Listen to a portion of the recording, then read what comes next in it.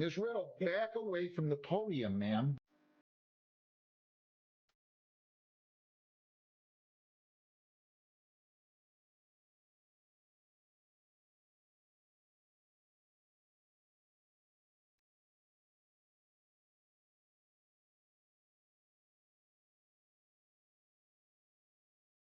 Hi, chat. You guys can ignore that sound you heard. It's not important. What the fuck did you do? It's not important. She said it's not important. By that sound, does he mean his voice? No, it's something else. Chat, I have many tabs open, and sometimes with many tabs open, mistakes are made. It's true. It's very true, yes. On the bright side, it Happens to wasn't me all the porn, so time. we're set. That's what you want us to believe anyway. True. Oh my goodness. God, you have so much stuff in this side chat. Give me a sec. Okay, I know I've gone too far back now when I see the baby factory.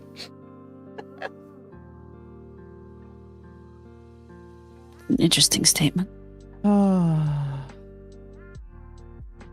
But how would you guys like to tell the chat about yourself, friend? I hate it when people ask me that question. I always freeze up every time.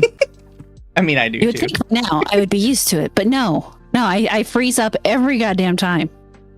Hi, I'm Horror Amarada. I stream video games and stuff. Fair. Eder Cthulhu chat. Yeah, yes, I am. This is also very true. And I have a unicorn horn. That's what makes me extra special.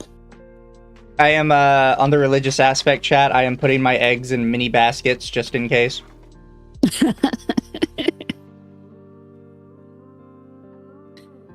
Nothing wrong with that. Some of them might hatch if you do that. Exactly. You got to be careful. Got to spread it wide, just in case. Far and wide. That way, your progeny will be everywhere, and it's much easier to take over the world or something like that. Oh no, I'm being chased by an eldritch horror, and now I have to live with it. Title of the new light novel. I wouldn't be surprised if that one was out there already. Reincarnated in another world with my eldritch wife. That's a good one.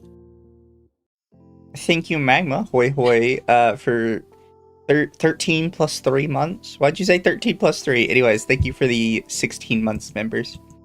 Is it really? Hell yeah. Look at him go. Also, I don't know if this channel has it yet, but if it does, we might see some jewels, because people have been sending jewels now, because they have funny pictures associated with them. Do you have jewels enabled on your channel? I do, and my last stream I got sent 6, 7, like 30 times. That sounds about right. That happens to me. Some people actually send me 250 because they like hearing Mersh make stroke noises. No comments. Those are definitely words. All of them. Have you never heard of Mersh from Revenge of the Sith sounding like a stroke victim, or like he's sounds like a horse? Here, I'll send it to you. It's amazing. To be fair, you did not make it sound like stroke victim. You made it sound like something else. It was an entirely different type of stroke that I kind of anticipated there. Here, I'm gonna send this to you. All you have to do is listen for the first 20 seconds, and you're gonna wonder why the hell he embodied a horse. It's amazing. Oh, I can understand why he's smoking. Exactly. That's the best. It's like how he sounds is absolutely amazing. It's fantastic. I'm just saying, in the future, you may want to consider how you phrase that to new people. That was a horse sound. Exactly.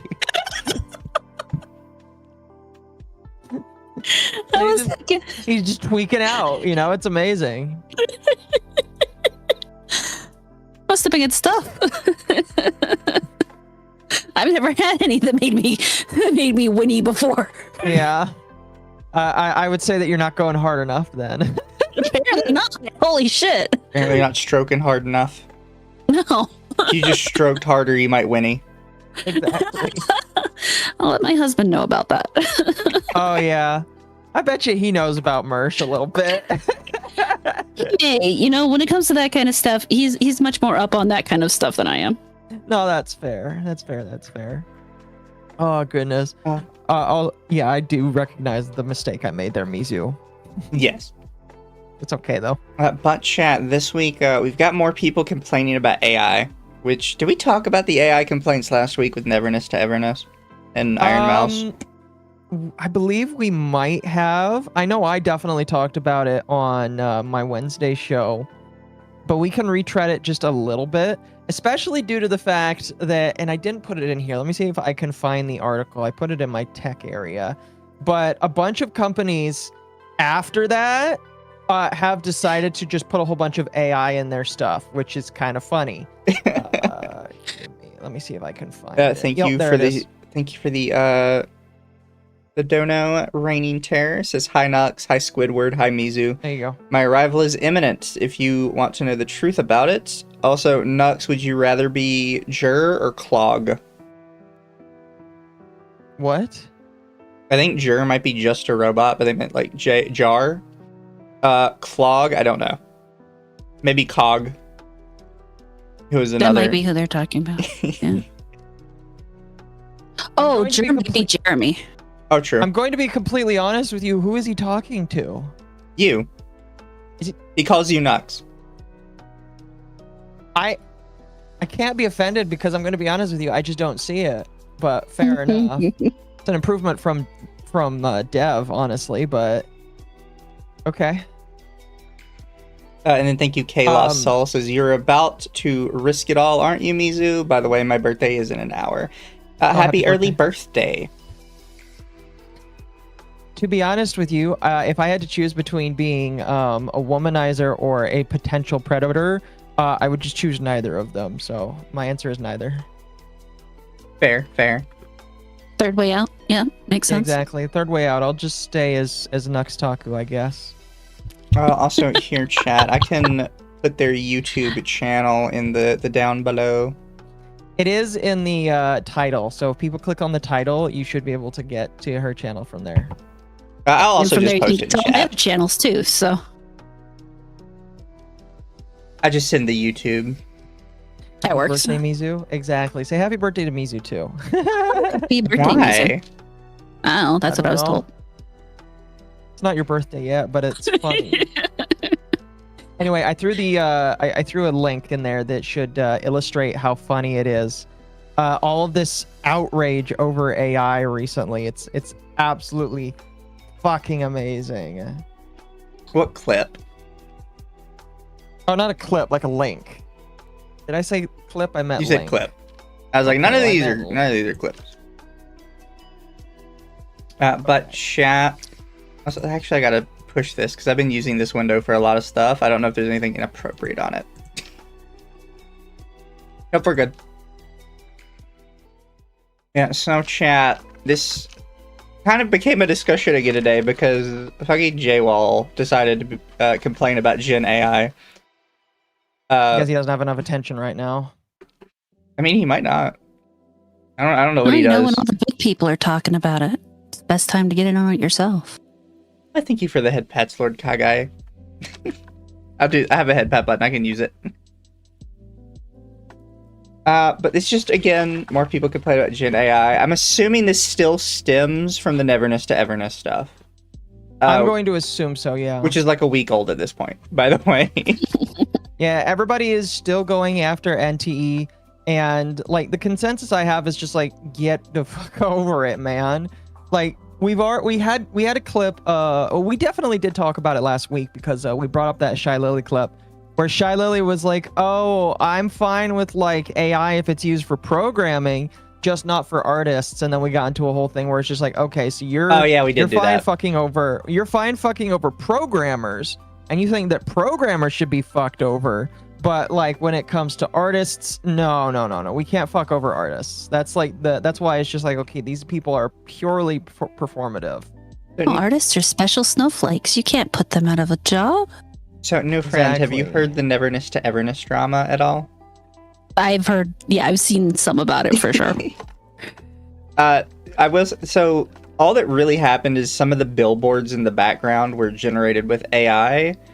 and there's a piece of side content that you do to earn some extra money that has like a 20-second AI video before it starts.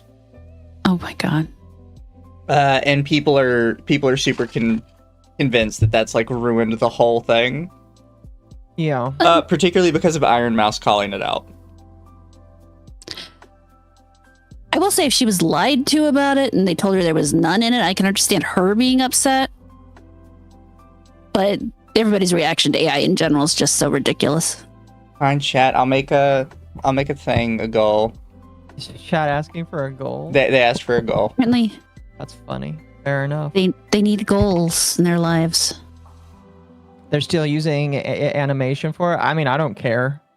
I really don't give a shit. I'm going to be completely honest with you. Real artists are still going to get it's one of those things where it's just like, okay, real artist, did you want to work for this company? Probably not, because it's a gacha company, and lots of gacha companies kind of suck anyway, so I don't know what to tell you. Thank you, Artemis. They say when you stare into the abyss stares back, but in this case, the abyss's masses honkers are in the way. Respectfully, tips Fedora. Lamau. No, yeah, when Rada came in, she's like, "Oh, that is a model," and I'm like, "I know, thank you." Fine, Yeah, if we're doing it. We're all doing balloons. I'll do balloons too. I mean, some of us are just born this way. I don't know what you're talking about. There was actually a post on Twitter that somebody recirculated because, like, a long time ago, a VTuber circulated a post of gigantic, like, implants saying when a VTuber loses attraction, and it was reposted today, and it was basically just, again, like an attention grabbing thing where, like, hey, look at these giant implants, and they're like supposed to be 2,000 cc's. Oh shit, worth of implants. That's a lot. Yes, that is definitely. I think that's as big as it goes. Yeah. I think. I'm not really a woman. That's as big as they go, like, normally. Yeah, I want to say exactly. Normally is the correct answer. Normally. And then thank you, Toa. AI is no threat to good programmers. I don't know. Give it a couple years. It'd be kind of a threat to everybody, probably. It already is a. Did you see that Cloudflare has decided to eliminate 1,100 jobs at their company? And I posited that Cloudflare deleting a whole bunch of jobs is actually bad because it's Cloudflare and the work that they do to protect the internet. I'm definitely worried about it because that's 1,100 jobs that might just be recycled for AI. And I don't trust AI, especially when it deletes entire software because it thinks it knows better. Yeah. Yeah. Or just perceives it as a threat. I've talked about this before, but, sometimes I joke about AI taking over everything. But did you guys ever hear about the fully autonomous AI store that they tried to do? Oh, yeah, I saw that. The AI bankrupted them. No. So there was a store that they allegedly tried to do AI with, and the AI would track what you picked out of the store, and then when you didn't have to, like, actually ring it up at all. The store had already picked it all out for you. You just had to swipe your card and leave. Oh god, no. So what it turned out was actually happening was they did not have a super sophisticated AI. They literally had, like, 200 Indian people across the ocean watching security surveillance 24/7 and just manually entering in what people were picking up. The Indian store. That is you know what? The AI. That's amazing. I love that. But no, seriously, there was an AI that was selected to run a store, and what happened is the AI decided to spend $2,000 on napkins, and it was given like a budget of $20,000. And when they came back in to see how it did, it basically like took all of their money. And it's just like, I don't know what you expect. The AI is going to think that getting more napkins is appropriate. Alexa, buy me whatever you think is appropriate. Spends $2,000 on napkins. These are all the napkins you will ever need for your entire life. You're welcome. Exactly. So I don't know why people are surprised that these kinds of things fuck up, because where we are right now, AI is still like a baby in my personal opinion in terms of like being able to compute and make logical decisions that adults would make. I think eventually AI is going to get into a more logical state and actually make choices that won't fuck everyone over. But they're choosing to give it the reins right now. Oh yeah, And they that's can't what's wait terrifying. Yeah, for it to evolve. and it's not ready. We were literally having this I was literally having this conversation with someone last night that it's like that they don't have the patience to let it go through the development process, the evolution process that it needs to in order to become fully usable. They want to rush it. They want it to be right now. They have no patience. Yeah. Pretty much. And that's why like I'm not really worried about the AI uprising. I am worried about a bunch of AIs. It's like I'm worried about AI idiocracy is what I'm worried about. More worried about what they're going to break trying to rush AI in than I am worried about what AI is going to do. Yes, that is a valid concern in my personal opinion. Very, very valid concern, you know. So, yeah, I am not quite sure where this road leads for it. I just know currently AI is spending all of our money thinking that we need napkins. I'm going to be honest, that was really funny. Yeah, it was amazing. It was absolutely amazing when I'm like, you know what? I kind of expected AI to make that kind of decision. Yeah. Why not? Humans make messes, don't they? Yeah, obviously that is something a human will need. That one. What was the other one? Yeah, this one. So all that was to say that after the Neverness to Everness drama, literally like 1 billion companies announced that they were going to go even harder on AI. Pretty much. I don't know why specifically now, but it was very funny. You know, the only one I've seen back off of AI at all is Microsoft. Yeah. And Microsoft, I don't mean like all of Microsoft, just Quote unquote Xbox. back off, but yeah. Oh, so people are actually coping really hard about that one, right? Because if they looked into it, they would know they're not actually backing off of AI. The new CEO thinks that Copilot specifically is a failure of an AI, and she wants to institute her own AI because she comes from another company that specialized in AI. Oh, goody. And for some reason, people are latching on to her saying AI Copilot is a failure. I don't want to use it, as she's fully backing off AI. It's like, no. She just does not like Copilot specifically. I mean, to be fair, if she can bring in a better AI, maybe, you know? Possibly. But Copilot is an absolute dumpster fire. I've never used it because I just assumed it was a dumpster fire. It was made by Microsoft. It's a dumpster fire. Exactly. That's all you need to say is made by Microsoft. Oh, okay. I gotcha. Yeah. Exactly. I understand. The assignment has been understood. Thank you, Tella, for the 5. They pitched that exact scenario 20 years ago. I saw the commercials at the time in regards to the fully autonomous store. Nerdy Text and Accountant, I think artists need to be more professional and deliver art on time. Kirsch and other VTubers have had model artists not deliver after years. I am actually still waiting for a Halloween art from last year. Oh, shit. I threw a link to Yoshi complaining about that actually on Twitter. I don't know if you want to bring that up, but she was like, I've been waiting for art for 4 years. And everybody was like saying, well, this is why AI, and it's my personal opinion that like artists not being held to the flame, because there are a lot of artists that just never get held to the flame on that kind of shit. And it's just like, this is why a lot of people turn to AI, because you've got artists that do that kind of shit. And I don't know what to tell you, man. So much easier when you just sleep with your artist.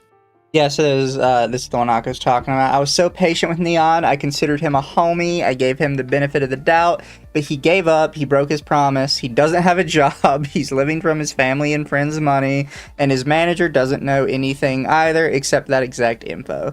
So everyone who is still waiting for the commission until now won't get it back. Oof. And they say down here, commission from Neon Beat. It's been 4 years. Oh my god. That's you know, again, I like using real art for stuff. I still have my original artist that I've used for the last 4 to 5 years. You know, It's getting hard with new artists, though. Yeah. It is. It is. I'm about ready to go to StarCat and say, who the fuck do you use? Because you get art way more consistently, way more cheaply, and way more efficiently than I've seen a lot of people do it. Yeah. I'm about to just use whoever StarCat uses. I'm going to be honest with you. Some artists are increasing the prices way too much. Yeah. Another big issue is a lot of people are just refusing to give you like any sort of commercial or monetized rights to it without charging like double. And I've mentioned this on the show before, and I mentioned it to other people before, but monetization people need to understand that like a smaller VTuber asking for monetization is not the same thing as a big company asking for monetization. In reality, I'm probably already not going to make my money back off of this if I get it monetized. Well, yeah. I mean, like I'm getting some art for a project coming up. And I'm going to be honest with you, I am probably not going to make my money back on that for a long time. So, like, I need to keep in mind, like, okay, how much money am I investing in this? And what is my return on investment going to be? Or am I just going to have to declare that I made a loss on that and chance the government saying, so why did you make a loss on that? Yeah. Granted, I highly doubt that will happen. Well, if they ask for this advertisement. True. That is they should be more concerned with they should be more concerned with the amount of people that that work in the Internal Revenue Service that haven't paid their taxes yet. Oh, right. Did you ever hear about that, Mizu? Apparently, there's just a certain amount of people from the IRS that just have never paid their taxes. Sounds about right. Thank you, Toa, by the way, for the other 5. Says AI is no threat because P does not equal NP, and if somehow it proves that P equals NP, then we're in an entirely new world anyways. I don't know what that means. I am stupid. It's all right. I don't know what that means either. Well, it's a programming joke. I can't explain it, but fair enough. I'm glad you got it. At least one of us got it. But chat, before we get into anything else, I think I would torture you all with some talk about Mixtape. Oh gosh. Everybody's new favorite game. Oh, yay. 10 out of 10 Mixtape. What are your thoughts on Mixtape? My thoughts? No, the guest's thoughts. I've heard your thoughts. Oh, my apologies. My thoughts are that it's an absolute dumpster fire. I have no idea what 90s experience they're trying to represent in this game. I don't understand anybody who says it gives them any form of nostalgia for it. And also, I grew up in the 90s. I spent way more time burning CDs than I did making a tape. Cassette tapes were in the 80s. Yeah. Thank you, Internet Zen, for the 10. We talk about indie VTubers needing tard wranglers to keep them from doing stupid things, but it's really artists who need them more. Artists are almost never good businessmen. Fair point. So true. But chat, this is the famous final fight of Mixtape that is super impactful, very important to the story. So, if this is your favorite game ever and you're not at the end yet, then, I guess avert your eyes for spoilers or some shit. I don't really care. I want you to understand. This ain't a catastrophe. It's a warning. Daddy, if you trap me here, this will they're gonna want to shock only you be next the beginnings of my week. Or wicked whenever you ways. have the shock collar on, they're gonna want to shock you. Because I'm angry and I'm wired and I'm fixing for a whole lot of trouble. If you make me stay here, I'm gonna burn the whole fucking place down! I just don't understand, like, what the point of it was supposed to be, There is no point. This is the climax, chat. Yeah, this is the final boss. Fun fact, chat. I will be with Kree on Saturday. I have agreed to sit with him and watch him play this game. So I will be in pain on Saturday. And I actually don't have work on Sunday, so I'll be with him until it's over. It's only going to take 2 hours. Or 3 hours. Thankfully, it's not long. The amount of talking me and Kree will do, I'm sure it will go past that, unfortunately. Oh, I'm so sorry. So don't be sorry. He got paid to do it. There's like levels of problems to Mixtape, right? With don't say. Kind of like circles of hell, yeah. Well, yeah, because every time you look into it, it's like it gets worse. So, if you didn't know, the company who made Mixtape, basically none of the people that originally started that company are there anymore. Because they got bought out by some billionaire's daughter, and it caused everybody to just leave or get laid off. That's not quite accurate. They were already part of the company. Fair. But in September of 2024, they actually all left. The whole company just resigned from the top to the bottom, resigned and walked out because she was taking a more direct interest in Annapurna. Yeah, they just, all of them left. They wanted to spin off into another studio, but she wouldn't come to the table and deal with it. And so they just, left. That was it. So they've got a whole new, I think one of the original guys came back and was working with them, but everybody else is just gone. He must have really needed the money. Yeah. I'm not judging him. I'm just saying. He must be her husband's boyfriend or whatever. Who knows? This has led to a lot of people also point out that this technically isn't indie by like how other people would consider indie. Because this is, even back then, it was still technically a studio that was backed by a literal billionaire's daughter. As her little pet project. Yep. But apparently Mixtape specifically also got some benefit from the Australian government. And of course it's fucking Australia. It's always Australia or New Zealand. I don't know why the fuck these countries are doing this. We send a whole bunch of criminals to live on an island, and that's what you get. I guess. There's some criminals over there that are kind of cool. True. Some of them. What I've learned about Australia is it's a country that sucks, but apparently everybody there knows it sucks and they just don't care and they do whatever they want. Yes, chat, or Norway. Sometimes it's Norway. My local emu herder has told me that a lot of people over there just don't care. They do whatever they want. And I'm like, okay, fair enough. Fair enough. You know? But yeah, that came out today. And that's what I'm talking about. Like, every time you look into this business, like, it just adds another level. Mm-hmm. It's like, oh, wow, there's even more that's wrong with it. The stink just keeps getting worse and worse the more it's peeled back. Dizzy played it for the bit and actually got mad. Thank you, Red Hair Cross.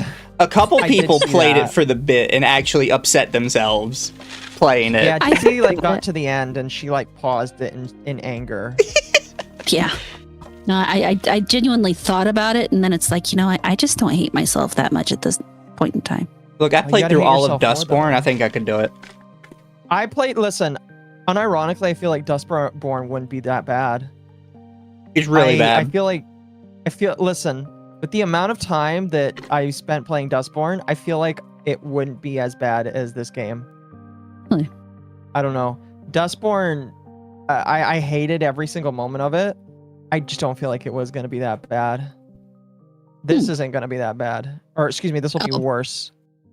This is worse, and Dustborn isn't that bad. That's also, chat reminder, this game released 10s across the board and currently has 2,000 people playing it.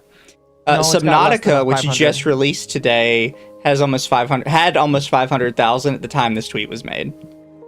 And the same company that gave Mixtape a 10 gave Subnautica a 7 because there was too much water.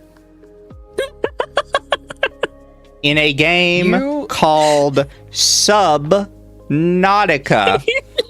You don't hate journalists enough. Listen, we need total journalist annihilation. Yeah, exactly. Total journalist annihilation. All of them need to be fired. Replace them all. Listen, the journalists need to be replaced with AI for right now. Too much water. That Pokemon thing all over again. Yeah. In a game that is all about being underwater. Exactly. I'm sorry. She's losing it. She's like, no, listen, it's totally fine. It's just hang on a moment. I feel like there's a bit of a disconnect here. I'm giving it a 7. Too much water. I was underwater way too long. I feel like my game did its point then. Also, right now, There are only 2 games that have more players in it than Subnautica. Dota 2 and Counter-Strike 2. Listen, both of those are good examples of games that is just like, all right, fair enough. Nobody's gonna beat Dota 2. Oh, It is currently beating PUBG. By Wait, almost really? 100,000, it's beating PUBG. wow. They actually got the Chinese people off of PUBG to play Subnautica. Holy shit. That's That's I'm gonna impressive. be honest. That is impressive. Hurtbox says, kill, fuck, marry, Life is Strange, Dustborn, and Mixtape. How about we just kill all of them at the exact same time? Just nuke. Chat, this is going to be my controversial take. I'm going to kill myself. That's fair. But I will fuck Life is Strange, because there are a couple girls in there. Life that is are- Strange is mildly okay. You just have to forget that you're playing a video game where all of the women are insufferable. It says correct answer. Just end it all in Minecraft. That's Yeah. the answer. Yeah. Thank Take you. the easy way out, one might say. Thank you, Internet Zen. Dustporn had Norway backing. That One Trainwreck game had Canadian backing. Mixtape had Australian backing. What is it with Western governments and slop? Well, I mean, a government barely knows what people want. What do you expect them to know about a video game? Doesn't Life is Strange have a blue-haired chick with a septum ring? But Yes. it also has a vaguely attractive Christian trad wife, so we're going to use that as my excuse. I will not end myself for the Christian trad wife woman. Also, because I brought this up, Occo didn't actually share this one with me. This is one I am bringing myself. But in relation to all of this journalist stuff, everybody's favorite character, Anita Sarkeesian, is back in the news. Ugh. Yeah, and she's back because everybody forgot that she was going to stick around forever and never walk away. I think people just to internalize this woman ain't ever going away. No. No. As long as people think that there is social justice that needs to be won, this woman ain't ever going to go away. She'll stay in video games. I'll be honest with you, people can enjoy Slay the Spire 2. I'm kind of glad I didn't buy it because now I ain't. So, Yeah. I kind of want to have you two watch some of this. Oh gosh. So, this is a secret recording that was taken of an actual developer that was a part of a company that had hired her for her consultancy. So this, apparently the full video is like a couple hours, but this is the only part this person is comfortable sharing at the moment, Oh God. which he thinks is actually a very, very indicative of what she does in her role as a consultant. So I was curious if you two wanted to see like what she actually does behind the scenes in these Yes. companies.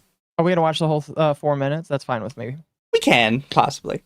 Yeah, let's go through it. I could hear you like suck in over there, like. Yeah. Oh, we'll be good. I'll be fine. It's okay. Well, here's the thing. Unlike a lot of other guests, Rada knows who Anita Sarkeesian is. Fortunately, yes. I know exactly who she is.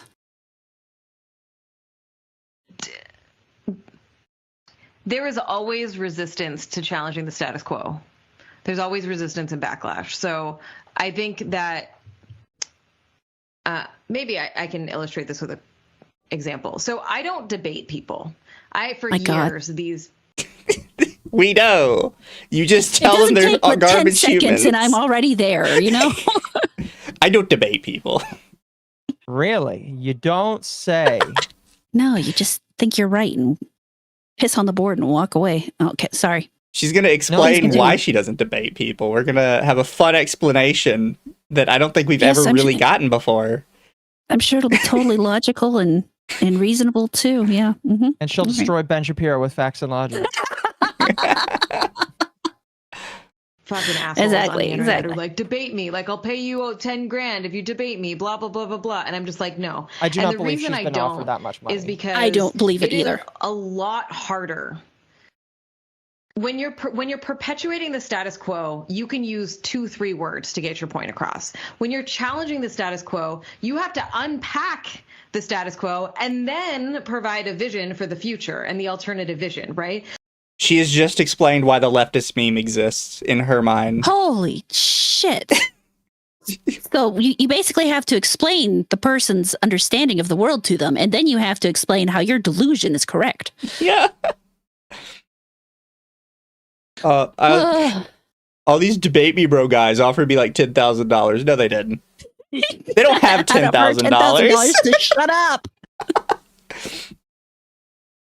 Remember, this is her consulting with a company, and she's using it to complain about debate me bro people on Twitter. So all I know about exactly when this clip was taken, by the way, is this was very shortly after COVID ended, or like quote unquote COVID ended. Oh gosh. So you are immediately in a losing position, right? Like you can't win that. There's no way. And so I think for me, all of the work that anybody does that's challenging the status quo to build more progressive, a more progressive, more social justice world is immediately confronted at every turn constantly with that type of resistance. It's a lot of like, how do you phrase things in a way that is accessible to the largest audience possible while retaining the core of what you're trying to say without dumbing down what you're trying to say, right? I loved what Bell Hooks was such a huge inspiration to me when I started, who talked about who would have guessed? I can feel my brain leaking out of my ears. I hope that we eventually get the full like 1 hour speech that she does for this company of who knows who, this poor video game studio that their boss hired her because they thought she was important or some shit. Also, thank you, Toa. Correction, the government does exactly what the people want, just not the people you'd want them to. Not wrong. Fair. Not wrong at all. Oh my God. Just the reason she would get blown out in debates is because everything she has to say has absolutely no real basis in fact. So she can't debate anything. She can only say, this is how I feel. And what do you do with feelings? Feelings are not something that you can debate. They're ephemeral. They have no firm basis. Your feelings can change on a whim. So to try and debate something that has no basis in actual objective reality is just so. Yeah. Chat said that this they wanted to know if this was before or after the self-wedding. I think it would have been before the self-wedding, but I don't remember when that happened. It could be worse. There's another girl who got self-divorced. Who got the house? I'd like to think the imaginary friend got the house. I want to know which one ended up doing the alimony payments. Thank you, Internet Zen, for the 10. God damn it, Mizu. I'm having Gamergate flashbacks. Listening to Miss Everything is Racist over here. This woman and her actions created more misogynist than the entire manosphere. Yeah. Now finally men understand why women hate women.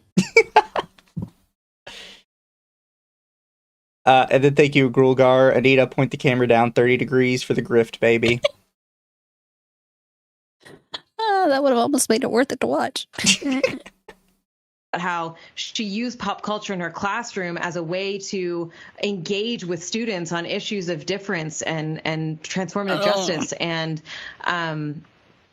that she used accessible language, but she didn't ever reduce the language stupid people can understand. She didn't ever simplify what she was saying, right? It's not like she had to make I don't know. concepts and That her sounds like theories. you have to simplify it. That's what accessible means. It's just funny when you, again, put this into context of she is consulting for an indie video game studio. It's like, what the fuck does talking about brainwashing a bunch of little kids have to do with developing a video game? It's so confusing. less intellectual. She just figured out a new way to say it. And I think for me, in the bulk of my work in the past has been a lot of like, how do I phrase things in a way that I can get the most people to understand or to hear me or to get on board, right? I spent a lot of time thinking about, there's this concept called the spectrum of allies. It's kind of like a half circle. And over here you have your closest, most ardent allies that will always be on board. Does any of and this over have here to do you with have the developing a people video that want game? you to die and hate you and think you're the worst ever. And in the middle, you have the people on the fence. And I spent most of my career talking to these people, right? Because they're the people who could go one way or another, and that can create a larger sort of cultural shift, right? As we're talking about building a critical mass. And for them, there's a specific kind of language I would use to talk to them versus talking to people that are already on board, and I can use all the internal lingo and all the academic speak and all that kind of stuff, right? It's a preaching to the choir model. So, like, she's technically right with like how she's talking about some of this, right? Like, you should be trying to focus on sort of the middle ground people that you could sway to one side or the other. But again, you're consulting for a indie video game studio right now. What the fuck are we talking about? I do want to know why they brought her on to consult. I have to wonder if it is purely for this kind of garbage. Probably. A lot of that has to do with, you have whoever their publisher is very likely could have suggested it to help boost them, in that background ESG way that really we've only recently become very aware of as gamers. Yeah. And because so much of that, when it comes to consultants and shit like that, that's a lot of what that is, it's not about actually doing anything with the game, which is why so often you have those people come out and say, well, they don't actually do anything, because really a lot of them don't actually do anything. It's just when they do something, it's to make things a lot worse. Yeah. But they're just, they're a tax write-off. They're a way to give somebody a job that they know needs a job, or it's just a way to make themselves look good to everybody else. Yeah. Right. Well, another belief that some people have is that Anita has been seen in the past to be friendly with the different major review companies. Yeah. And by having her Good way to on put it. staff, there's kind of this idea that they will be more friendly when reviewing the game because they had Anita on the team, technically. Yeah. That's gay. I'm sorry. Thank you, Wolf Spain. This is giving me flashbacks to when I was in college and had to use Frimis frequency to pass my literature class because my professor failed me if I didn't. That is wild. That is very wild, yes. I didn't know that was something that was taught in school. And then thank you, Lord Kagai. Why must we have our brains melted? Because I had to watch this today, so you guys do too. And then Internet Zen for 10. I am the Stone Toss. How does this help us sell hamburgers comic? Listening to Anita's rambling. Sweet Baby Ink's been crumbling, but no, this hag just had to pop up. An AI consultant would be better than her. So this was brought up partially because of the Slay the Spire stuff, but also because she announced that she was going to be at the Game Developers Conference again this year giving a talk.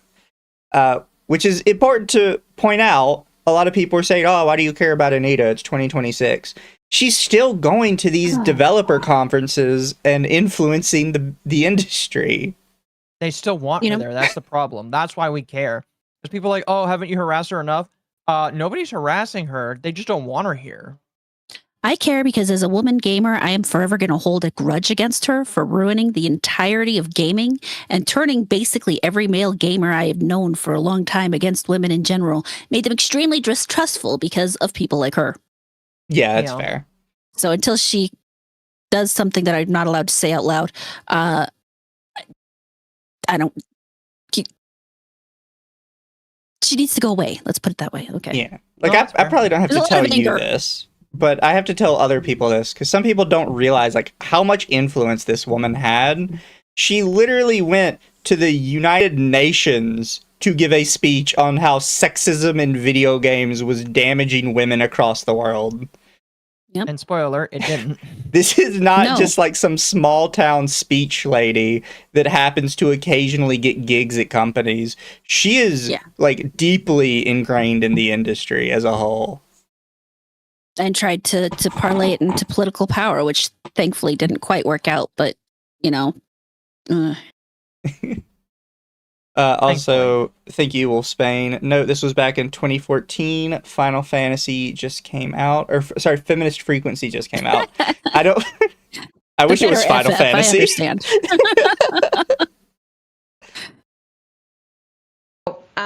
I don't know. That might have been a tangent, but I think about that a lot in terms of what are the You challenges. think, woman? Like, and even in your workplace, right? You think about like if you're trying to make change or like ERGs are trying to do stuff, like you have to think about how you present your message and how you talk about stuff. And you also have to understand that people are going to find you when they're ready. So you're planting seeds, right? Like you're just like, you know, if you share a little snippet here and there and somebody argues with you and whatever, and they come back 2 years later and they're like, oh, fuck, I know what you were talking about now. This happens to me all the time. I get so many messages from people who are like, well, I was a shitty Gamergator and I'm sorry and I know better now. And I think some of it is age. I do not believe that. Like, not that Gamergate was only happened. Yeah, I don't believe it at all. That sounds like so much cap. Or if it did, it's because somebody's girlfriend made him. I could believe that. Also, somebody mentioned baby ghost website Zoe Quinn made after her brother died. So, no, I think you're talking about Alec Kaluka. Alec Kaluka was not Zoe Quinn's brother. She was somebody that she dated one time, like 10 years in the past, and just randomly decided one day to call him a rapist. And it literally destroyed his life overnight. Yeah. I still feel really bad for him because his sister even took Zoe Quinn's side, and I'm like, holy shit. Yeah, they were just a bunch of horrible people, I'm going to be honest with you. And because I want to clarify this, because some people go, oh, well, his sister took her side, so obviously, you know, that meant like Zoe had like an actual thing going, right? It's like, no, it actually came out later because somebody hacked into Alex's account and found his messages with Zoe Quinn and started cross-referencing the dates, that she just completely lied about everything. They would have never been in the same room together at the time that she claimed, unless he took like an overnight flight with literally 0 layovers or 0 waiting at the airport to get to her. Yeah, so she just lied and got a man killed, and she's not facing any repercussions for that. Yeah. Just so much bullshit. Thank you, Internet Zen, for all the bile and disgust I have for Zoe, literally who Quinn. At least that particular harlot knew when to F off and take the Kickstarter money and run. This hag can't take a hint. Yeah, I don't know why she hasn't just taken her money and run. I think she's just getting more money from this. I think she spends more money than she has, so she has to keep getting more. I was gonna, yeah. That'd explain why her internet's not so good. And I mean, then, I think this is all she knows how to do, honestly. True. Thank you. And it gives her relevancy. To her, it's the money. It might be one thing, but for her, it's the attention that matters more than anything. The amount of narcissism this specific type of woman has, she wants that constant feed of attention. She is that crazy ex-girlfriend, except no one will actually date her, which is why she had to marry herself. That's still funny. That's true. I think if you marry yourself, you're just admitting that like you are that insufferable of a person, you'll never find love. And then right. you're removing yourself from the gene pool. And then thank you, Carlos Batista. Remember, she's friends with Zoe Quinn, someone with a body count, both versions of the term, which she likes to brag about. Very true. Oh, that's dark. Kids, but it's age, and it's also what we're talking about is this systemic shift that has happened over the last decade, that like while we've had extremely regressive politics and an extreme backlash to the progress, we have seen a progressive shift. Like, let me tell you, in the middle of 2020, when like the big Black Lives Matter protests were erupting, hearing mainstream people say the word white supremacy was a fucking shock, because as like activists, we were using the word all the time, but we would not use it in like mixed company because people didn't understand that white Did you just supremacy say wasn't mixed company? Yes. Yes. Which is probably not something you want to say when talking about Black Lives Matter and white supremacy. Oh my god. We would never talk about white supremacy in mixed company. Oh my lord. What's mixed about it, Anita? It's funny when she says it out loud that way. Right? Oh, sorry. And that people listen to it and don't react. I did remember a little extra. It's after COVID, after Donald Trump's first election, but before the second election. So I can't remember if we're at like the tail end of Donald Trump as president right now that she's talking about this, or we're talking about during, God, what was his name? I can't even remember the last president. Biden. I don't care. Biden. Listen, he is so forgettable. The only reason why I know him is because of the shit. He was asleep the whole time. He was. I could barely remember who he was. Except for ice cream. Yeah, If you talk to him about ice cream, he would know. To be fair, ice cream's pretty awesome. Thank you, Internet Zen. Someone play the JonTron. That didn't age very well clip. Because who clip. boy did Anita get this one wrong. Oh. Very good clip. I have that clip saved. wasn't just like Nazis, right? And the fact that that is now mainstream and we're saying that word and we're talking about capitalism, like it's not just the air we breathe. It is a system that could change potentially. Like this shift is happening. Oh my right? God. And so remember, you're planting seeds, right? And even if you get frustrated and even if you're like, oh, why don't you like whatever, there is an opportunity for them over time to come around and to see, and be exposed to different ideas. Yeah, so that ending is kind of the most important part, which is why this clip was chosen, because it's her actively admitting that her purpose as a consultant is to get these gaming companies to plant seeds in the youth of the world to, like, be politically radicalized to her beliefs. That is literally her stated point as a consultant for these companies. Well, thankfully, it's not working because these games suck so bad that they're dying before they even get to the masses. Capitalism, once again, undefeated. Indeed. But yeah, no, that's about where she's at. I should have brought this one up when I was talking about the AI stuff, but I forgot I had it. So instead, let's continue the woman-hating train instead. Oh boy. I'm good at now, that. I should say, I've been told that this isn't actually a woman, that they're trans. I don't think that makes it any better. Also, she sounds like a woman to me. Fair. I'm typically good at spotting the voices. But we can decide together, I guess. Recently, I had a video on here go viral about my relationship with my husband and my boyfriend. Yes, you heard me right. My husband and my boyfriend. I am polyamorous. I have 2 partners. I have a husband. I have a boyfriend. For some, Okay, I wait get a to hear this second. again for the second time. Wrong one. Did she block me? She blocked me. No? Oh, she did? She blocks pretty fast, Oh, she did. actually. If you commented under her post, she definitely has you blocked. Okay. Damn. some reason, this became a huge point of controversy because nobody's ever heard of a polyamorous relationship before. Yes, it would become a huge point of controversy because all polyamorous relationships end in a burning fire of disaster. A beautiful burning fire, I'm going to be honest with you. I don't know if you guys enjoy ever, drama. you ever saw this, but there was a famous clip of a lady that was dating 3 different guys in the UK and had babies with all of them. It was UK or Australia, I forget. Oh. And all of them kind of looked like you would expect. What a lot of people didn't know is there was a follow-up story 5 years later where one of the guys snapped and killed one of the other guys and the wife. Yeah, my husband actually did a video on that relationship a while ago. So we were quite surprised to hear about the murders.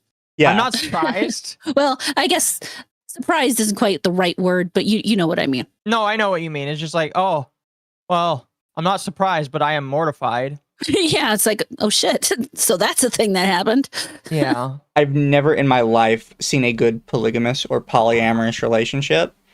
No. And what she probably blocked me for is I quote tweeted this, and I said, I used to have a friend who swore up and down that polyamory was for her, and she was perfectly happy that her boyfriend was sleeping with other women, and it didn't bother her at all. And every single discussion we ever had started with, I'm so unhappy, I'm so jealous all the time, I'm always angry, I feel neglected and unloved every day.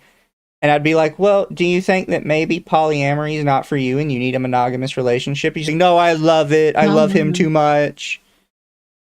I know of exactly one group, one throuple, I guess. I don't know how, the three people who are in one relationship, who are actually genuinely happy and seem to do quite well together. They literally live together. They just nursed one of the wives through cancer. They actually seem really happy. So I know one, just one. Yeah. So it just doesn't work. For 99.9% of the people, yeah, it's not a thing you should be doing. She's actually going to explain why she's one of the 99.9% of people, and she's not even going to realize it. Because I don't know if you've seen this before, but she says it. I have. I watched it yesterday with my chat. I even went to the comments to see because people are like, oh, I bet you he can't date whoever he wants. And she's like, oh, no, he's actually dating people right now. And I'm like, oh, he's already looking to replace you. I don't it's either that's true or I think she's just lying because she got so much pushback because of this next part she's about to say. And I got like a fuck ton of hate for no reason. It was pretty fucking strange. And I didn't want to make a statement on it at the time because I just didn't want to deal with the smoke and I was going through a bunch of health issues. But now that it's kind of settled a little bit, I just wanted to say, what the fuck are you guys doing? Is everyone okay? Like, y'all need to go touch grass, seriously. You are upset. To be fair, if I wanted to, apparently I could touch your grass. Because we're just kind of handing that out. I'm just sitting here thinking, if it had all died down, it was all over, why the fuck are you so needy for attention that you're bringing it back up? Exactly. No, yeah, that's very accurate. It's just like, so why are you bringing it up? Why do you feel like you have to talk about it? Yeah. About someone's relationship to the point that you are harassing them on other platforms because they are polyamorous. You need to get educated. You need to be more open-minded and you need to touch some grass, okay? Because the only one who looks like a clown here is you, and it just looks like you're jealous that I get more ass than you do.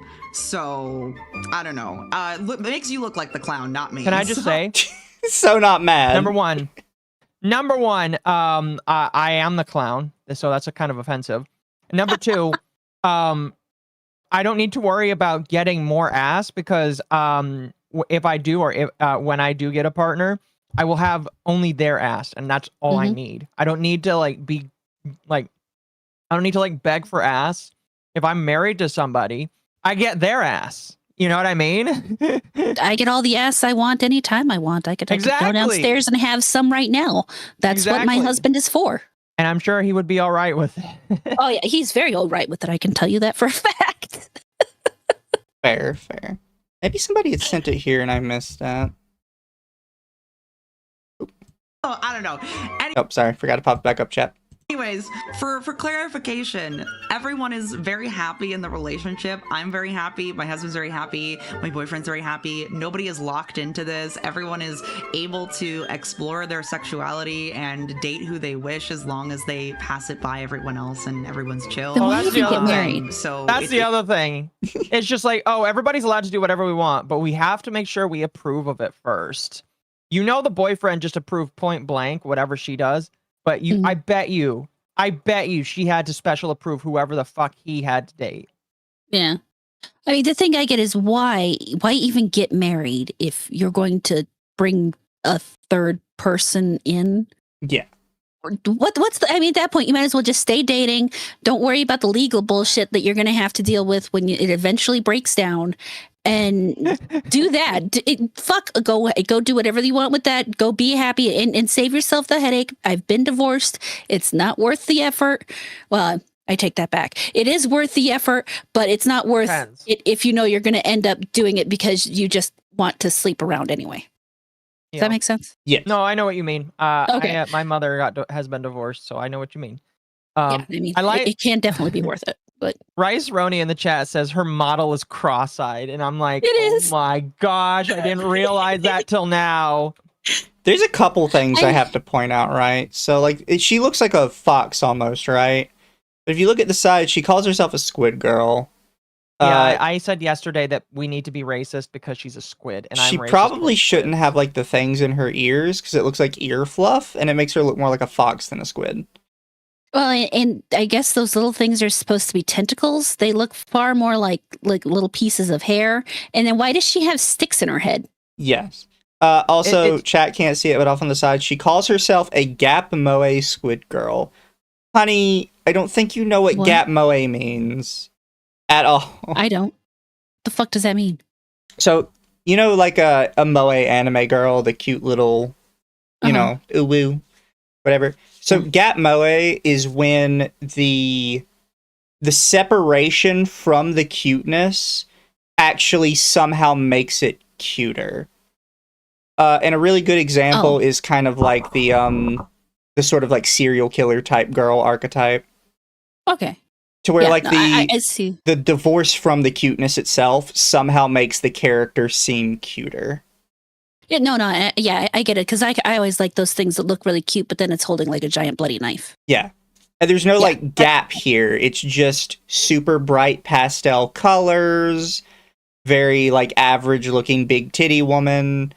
I don't. Yeah, what do you I would have not stopped and looked at this for any reason. Yeah. Kendra's, I love Kendra's example. Gap Moe equals old people. Damn, it's basically in the name though. The gap I feel called out. between the Moe and whatever it is actually what kind of makes it cute. Okay, yeah. I got it. That makes sense. And then thank you, Zalvid. Didn't Matt Jarbo apologize to Anita after the fact? Yeah, but Matt Jarbo has other problems. Who cares about what Matt Jarbo thinks? And didn't a number of former GGers become insufferable leftists? I have to correct you. They were always insufferable leftists. They were just pretending. Exactly. And then Internet Zen, I mentioned this whole mess to my mother today since we're on a road trip at the moment. Her immediate reaction was, you're reinventing the swinging 70s. Oh my She's gosh. right. Yeah, She's right. You guys are just swingers. You just don't want to admit it. Nobody's trapped into anything. Not that it's anyone's business, but You kind of are when you're married, though. Like you're Yeah, not, when you put you're a not ring fully on it. trapped, but it's a lot harder to get out of it. I mean, it's not as literally the simple point as of just moving marriage. out. Yeah. Like at that point, it's just like, okay, then you're not married then. Because like marriage is a sanctification and a bonding between a man and a woman. And if you aren't like locked into that, then you're not married. You're just like what are the- common law. Well, and it becomes with a lot of legal ties as well, legal promises, legal obligations. That And bank accounts. Also, yes, she Yep, does call herself sorts an of stuff. anti-idol VTuber. The fuck does that mean? Okay.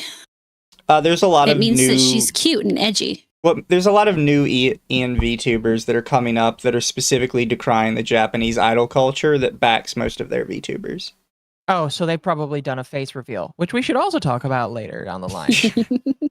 Because VTubers are doing that everyone again. is consenting. I saw. So get over yourself and have a lovely and wonderful day.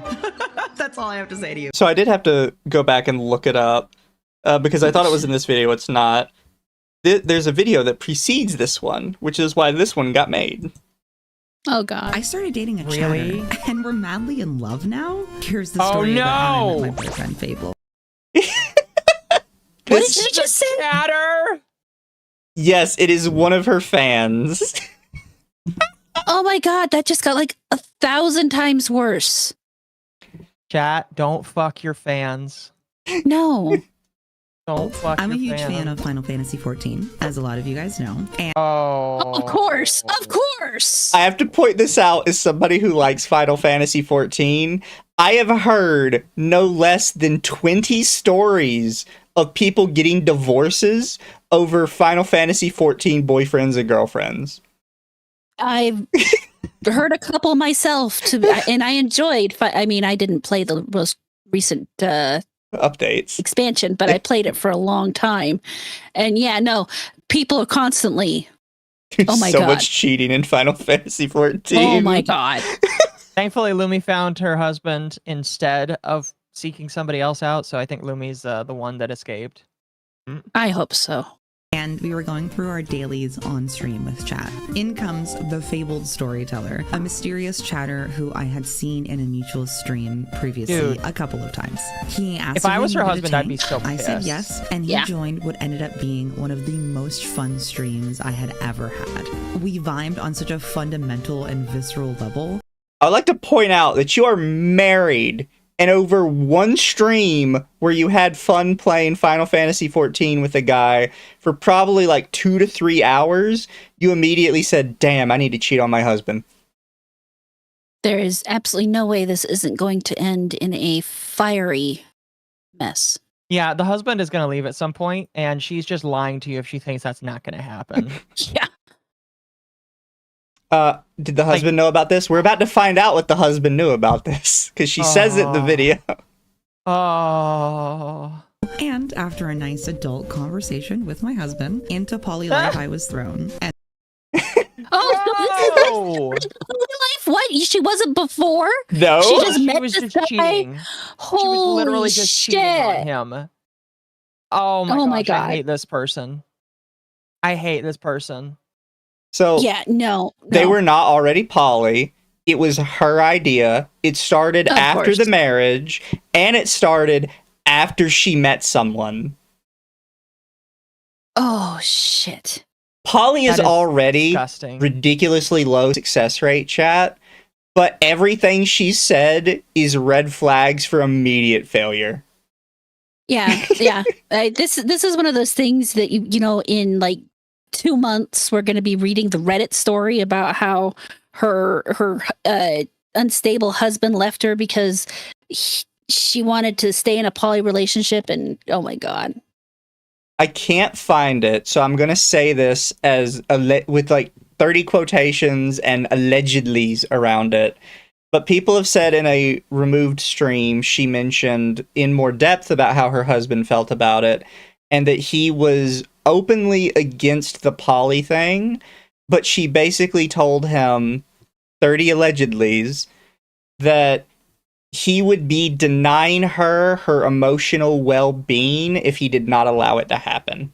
Run away! Oh my god! Run away! God, I hope this man is leaving. I hope he is carefully secreting away whatever money he has, doing all the things he needs to separate out so that he can go see the divorce lawyer and walk away with as much of his shit as he possibly can. Yeah. That is what that man needs to be doing.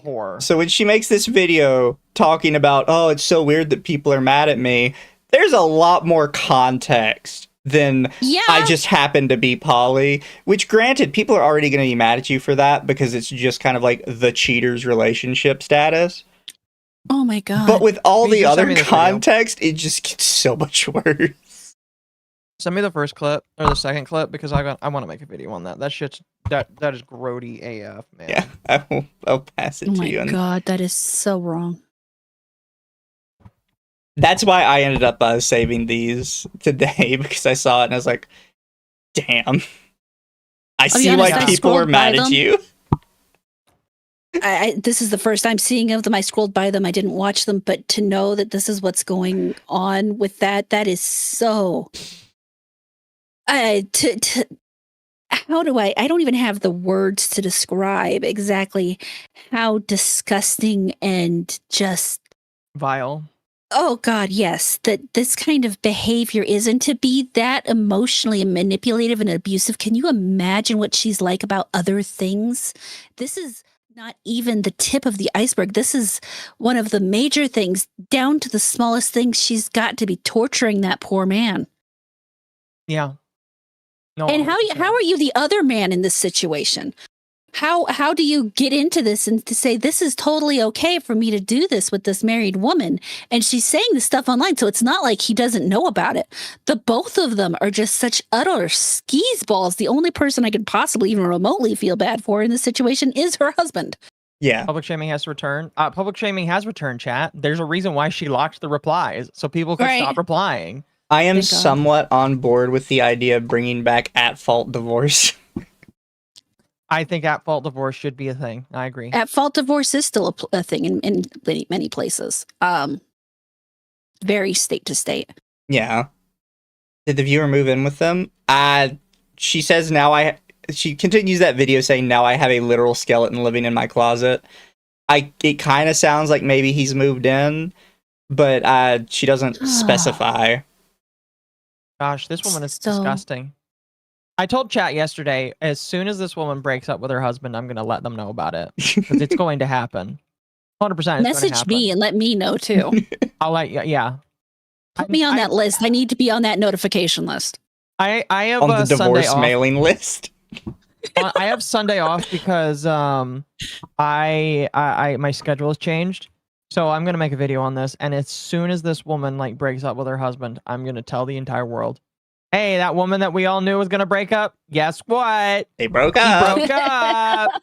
Are you surprised? I'm not. God. If you guys don't mind, I have to go have a little idle meeting if you want to just chat with yourselves a minute. Yeah, we can do that. About divorce, I guess. I mean, divorce is very sad. Like I said, my mother has been divorced once, but like, it wasn't very fun. I was a little kid when that happened. Thankfully, I didn't have any kids, but it's one of those things that it's not something I believe that should be done at the drop of a hat. No, there should be really good reason for it. Yeah, I was one of those people who went into marriage fully believing that, I don't want to get a divorce under just about any circumstances. But, then certain people do certain types of things, and you discover that there are certain circumstances in which not only do you want to get a divorce, but you may need to for your own mental health. Nope, I get you there. And, and thankfully, it worked out. My husband is an absolute wonderful man, and if I hadn't got divorced, I'd be stuck with that fucking asshole instead of with this guy. So right, I feel that. I 100% feel that. What do you mean I ruined Dama's marriage, DJ? How could you? I have I'm no idea confused right now. Yeah, I think we all are. Yeah. But yeah, but divorce is expensive because it's worth it when you really have to do it.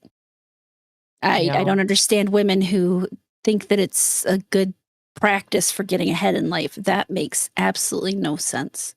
No, 100%. 100%. Tamagotchi life? Oh, is it Tamagotchi life? Fair. Oh. Yeah, I've heard a lot of people playing that.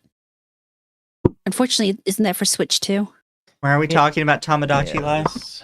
Because apparently I ruined Dama's marriage in Tamagotchi life. Oh, yeah, no, Dama keeps getting people married to the wrong people in her Tamagotchi island. Yeah. I can't remember who she had me marry, but I guess it was bad. Aw. It was impossible for her to get me and Atari to get married.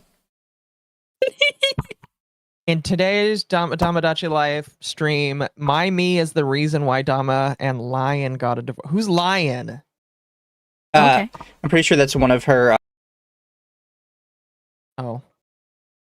Well, you shouldn't date your mods either, so. No. God, no.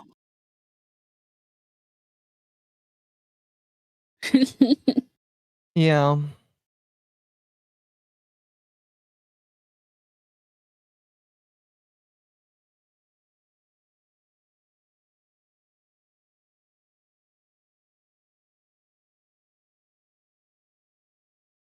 God, I hope not. That would be funny. Oh, to his girlfriend. I hope so in that case. It was a girlfriend that he can have. Yeah. I'll reread it. So she's dating a fan and her manager. I know we don't I know we don't know if her husband is her manager, but it wouldn't surprise me if that was the case. And War Turkey Fi, I wonder if the husband is gifting a suspiciously large number of jewels to his girlfriend. Sorry, my plug came undone. The plug on my mic is not doing well lately. Guys, the Anime Friends account responded. I don't know what that Anime means. Friends. Who? Mizu, check DMs. What? Oh no. Gabby just sent me a meme. Oh. It's Who's basically Anime saying Friends? that she's just Silvervale. Oh no, yeah, she is basically just Silvervale. Like we're gonna talk briefly about the Shylily drama with the new copycat, quote unquote. This woman is more of a copycat of Silvervale than the other individual is being blamed to be a copycat of Shylily. It's kind of funny. I didn't think about that, but her entire model is like just aping Silvervale's colors. Or like the kind of style. Yeah. With the leaves as well. The Yeah, cherry that's blossoms. I mean, like, the thing is Silvervale kind of emulates like trans colors, which is kind of funny because she's not trans. So I can It understand made why a lot of people would say hate she that was color. trans for the longest time, though. It did. It did. It's sad because those colors are actually really nice for various things. Yes. And now you can't use them. They've been co-opted. Ugh. That's okay. We're taking the flag back, and we're taking the colors back. But chat, Yes. before we get into Shylily, I also wanted to touch on everybody was mad at Amelie this week for the I love the VTuber versus IRL trend. Yes, show off your beautiful faces. All VTubers are hot. Keep posting proof. Chat. Don't do that, chat. We learned this as children. Stop posting your information online. Amen. Learned that along, yes. I mean, I grew up with that lesson. Don't put anything on the internet you don't want out there forever. Now, my face is already out there because that's kind of where things wandered through. Yeah. But, I don't go out of my way to post it at all. No, yeah. That's completely fair. And the thing that, like, here's the funny thing. Mizu, like a year or two ago when you and I would talk about this, everybody would be like, oh, let these people do what they want. Let people do what they want. Nowadays, a lot of people are recognizing, actually, this is a bad idea. And this is really stupid. And Amelie is really dumb for encouraging people to have poor OPSEC. Yes. Yeah. Thank you, Lord Kagai, for the 10. I don't like them putting chemicals in the water that turn the freaking octopi Gyaru. I mean, to be fair, we're not all beautiful. Yeah. Some of us are fat and old. Like This me. is true. I wasn't going to say that, but... It's too late. I've already said it. I was talking about myself, so. Oh. But this led to a lot of people getting mad at anybody that called Amelie out for this. Because again, a lot of people called Amelie out for this because they think it's kind of a dumb take. And all I said was that people were kind of like tourist central on her post because they kept talking about how like influential she was to the anime community for some reason. And it's like she did covers of songs like 10 years ago. Yeah. What are you talking about? Like, it was fun, but she's not like a cornerstone of the anime community. I don't know who told you guys this. Which led to people continuing further and going like, well, she does English dubs for some companies. Okay, that's even worse. Trust me, weebs hate dubs. I agree. Well, I made a comment the other day, and I didn't get a lot of people mad at me, but some people are like, oh, but what about this person? What about this person? I'm like, I don't care. Everybody needs to go. Is my firm belief that English VAs need to be taken out, and I am all for just making it AI versions of Japanese VAs being translated using AI to make the dubs. I don't want any English VAs anymore. Get them all out. All right? Like, we're done. The experiment is over. And all of them need to be put out of work, basically. Stream died or just me? And- What? And I know that there's like a couple of good guys out there, like Vic Mignogna. I mean, like Vic Mignogna is not really in the same bracket, in my personal opinion. But like, it's just my opinion that there are no really good English VAs. All of them really suck. All of them have bad opinions, and I think that all of them need to be removed. Point blank. Period. Stream is good. Okay, good. Sorry, Bug. it's It's not just like- you. It's not like they're doing the same thing that Miyazaki did with the Ghibli movies, where they're so careful about the whole thing. And even then, there are people who don't necessarily like the English. Yeah. But You know what's really funny is me and Kendra have talked about this before, but people that like anime through Ghibli movies just don't really like anime. They just like Ghibli.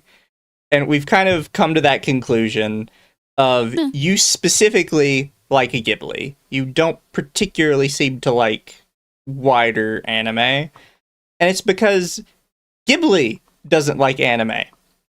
He's kind of That's on true, he record is saying he doesn't like it. I mean, Is he personally, I like really? both. Yeah, he's said some things. For No, sure. Ghibli like makes good movies, right? Like I don't think anybody would deny that, you know, Howl's Moving Castle, Princess Mononoke That's a and great stuff movie. aren't good movies. Right. But if you actually meet the guy, he is such an asshole who hates everything and just so high off his own farts. Yeah, he's up there with in terms of attitude and personality with Kojima. Yeah. He's got that same kind of I am an artist, I am a real artist, and the rest of you are just whatever. I You know? think He's a real artist, but I think He the is, he difference is. that makes people like Kojima more than Miyazaki is that Kojima seems to still like things. Like you could see it like the merch he buys and the other stuff he references. He still likes other properties. Miyazaki, unironically, in some of his interviews, comes off as, I am literally the only person left in the entire world that knows how to make art. Mhm. He is such a dick. He is, but I still enjoy the movies and everything he makes. They're beautiful. Oh yeah, So- no, the movies are great. And He they're can made be the dick all he wants. they're made with teams of like tons of people. Like you can't discount Oh, yeah. all the work just because the director's kind of a dickhead. Yeah. no, I agree. Although I will good never animation get takes over so much work. that Miyazaki is basically the reason we have Evangelion. Really? Yeah, so Anno, the guy that made Evangelion, tutored under Miyazaki, basically.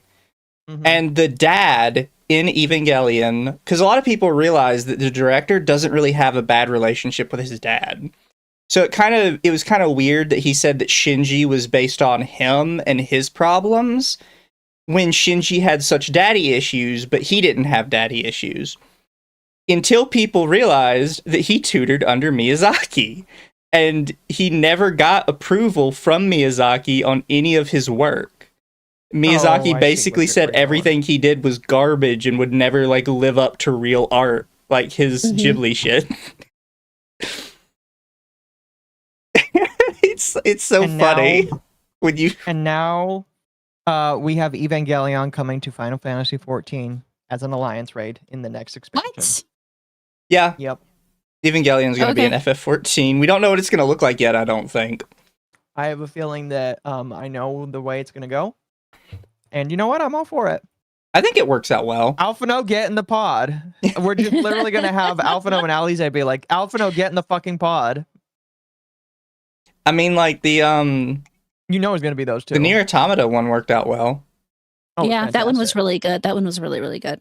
I don't see why because especially if they use some of the different angels from Ava, like they're such good designs. I can't imagine they'd fight the Avas themselves. It's definitely be the angels, and they fit with like Final Fantasy like lore, pretty much. Yeah. They're They doing seem to do a Beyblade good collab. job. Nice.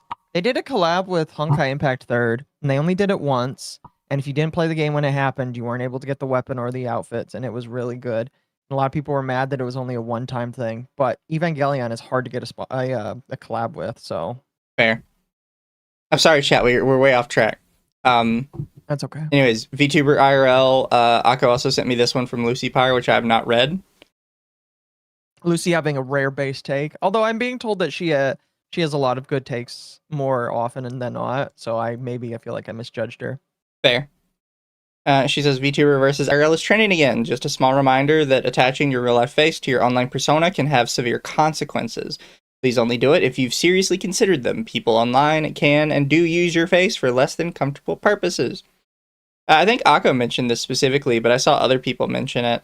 Is that, yeah, in the world where like you have AI generated art now, maybe don't put like a bunch of pictures of your face and body on the internet, especially if you're a VTuber that's going to like sexualize yourself. Mm-hmm. Not unless you're really comfortable with thinking about people doing things with those pictures that you just don't want to think about. Well, Yeah. with how easy it was for X to take clothes off of people last year, do you really, really, really want people to do the same to you? Like, I think people would have taken note and like understood that, oh, if it's that easy to do with an AI, just to say, hey, Grok, take this person's clothes off, and then they have no clothes on, it's just to be like, are you just not thinking about the impact that it will have? And it's obvious that none of them did, because a lot of people ended up going in with this trend, and I'm just like, you people are fucking dumbasses. Exactly. All it takes is one person, one retard to be like, you know what, I'm gonna be a retard today and do something stupid and potentially illegal. I'm gonna take this random VTuber and I'm gonna ruin her whole world. There are literally people dedicated to just saying, how can I ruin this person's day? Mm-hmm. That's why you don't put your picture on the internet, chat. And they don't even have to hate you for anything. They could just decide that, you out of the blue are just that one person that they're going to fuck with. That's the way the internet works. Yeah, there are literally dedicated people that are just like, I hate VTubers. They all are pedophiles, or they all suck, or they're all men. I'm just going to treat them with the biggest contempt possible. Yep. And then I think Tomoe also mentioned it. When I see discourse on whether or not VTubers should face reveal, it reminds me of the English sub versus dub debate. Some people prefer to be closer to JP VTubers, whereas others adopt more Western influence and are only anime on the surface. Terms for both types would be nice. I'm not sure what you would call like a halfy VTuber. I think a Japanese company has already coined a term for it. Have they? There's a Japanese company, I can't remember exactly what it was for, but they have trademarked a VTuber term that's supposedly like somebody that's like part real life idol, part VTuber. Oh, I know what you're talking about, yeah. I can't remember what they called it. 2.5, something like that. I just call them Western VTubers, because it's only Western VTubers that do that. Well, Western VTubers in Kson. I did see somebody said we should just start calling them LARP tubers. No, yeah, I would agree. I mean, there are some people Thank that you, are it was VTubers. cross-tuber, but instead of the word cross, it was an X. There are some people that are like that like do both, and I'm fine with it. As long as like we acknowledge that there's a difference between regular JP VTubers and the people that follow that mix and people that are hybrids. And the people that I like that do that typically they acknowledge that and they're fine with that. Well, like I forgot. Jazz. I had one more. Because chat, of all of the VTubers, quote unquote VTubers, to not do a face reveal, the fucking Burnt Peanut refused to do it for $1 million from Mr. Beast. Damn. Now, I should say, technically, before he was a peanut, he was a live cam VTuber. Yes. Live cam tuber. So I don't know how true this honestly is. This is just clout. No, it definitely is clout.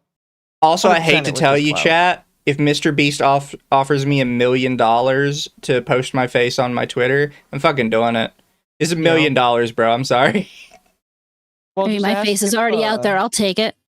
Ask if you could like make yourself look pretty before you do it, or if it's just like if he meets you on the street and says, "Hey, you have to post your face right now for $1 million."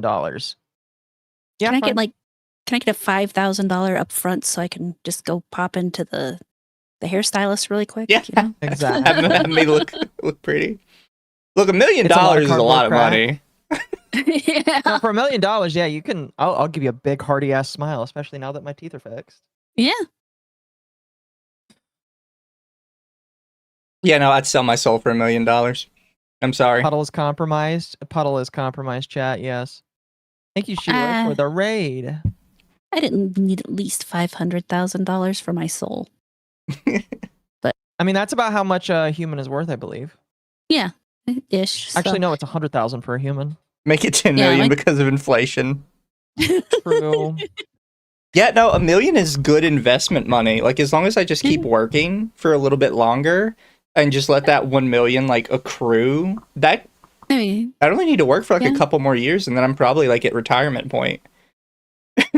I could pay off all my bills and have a bunch left over, and buy a brand new computer and just live off streaming for the rest of my life.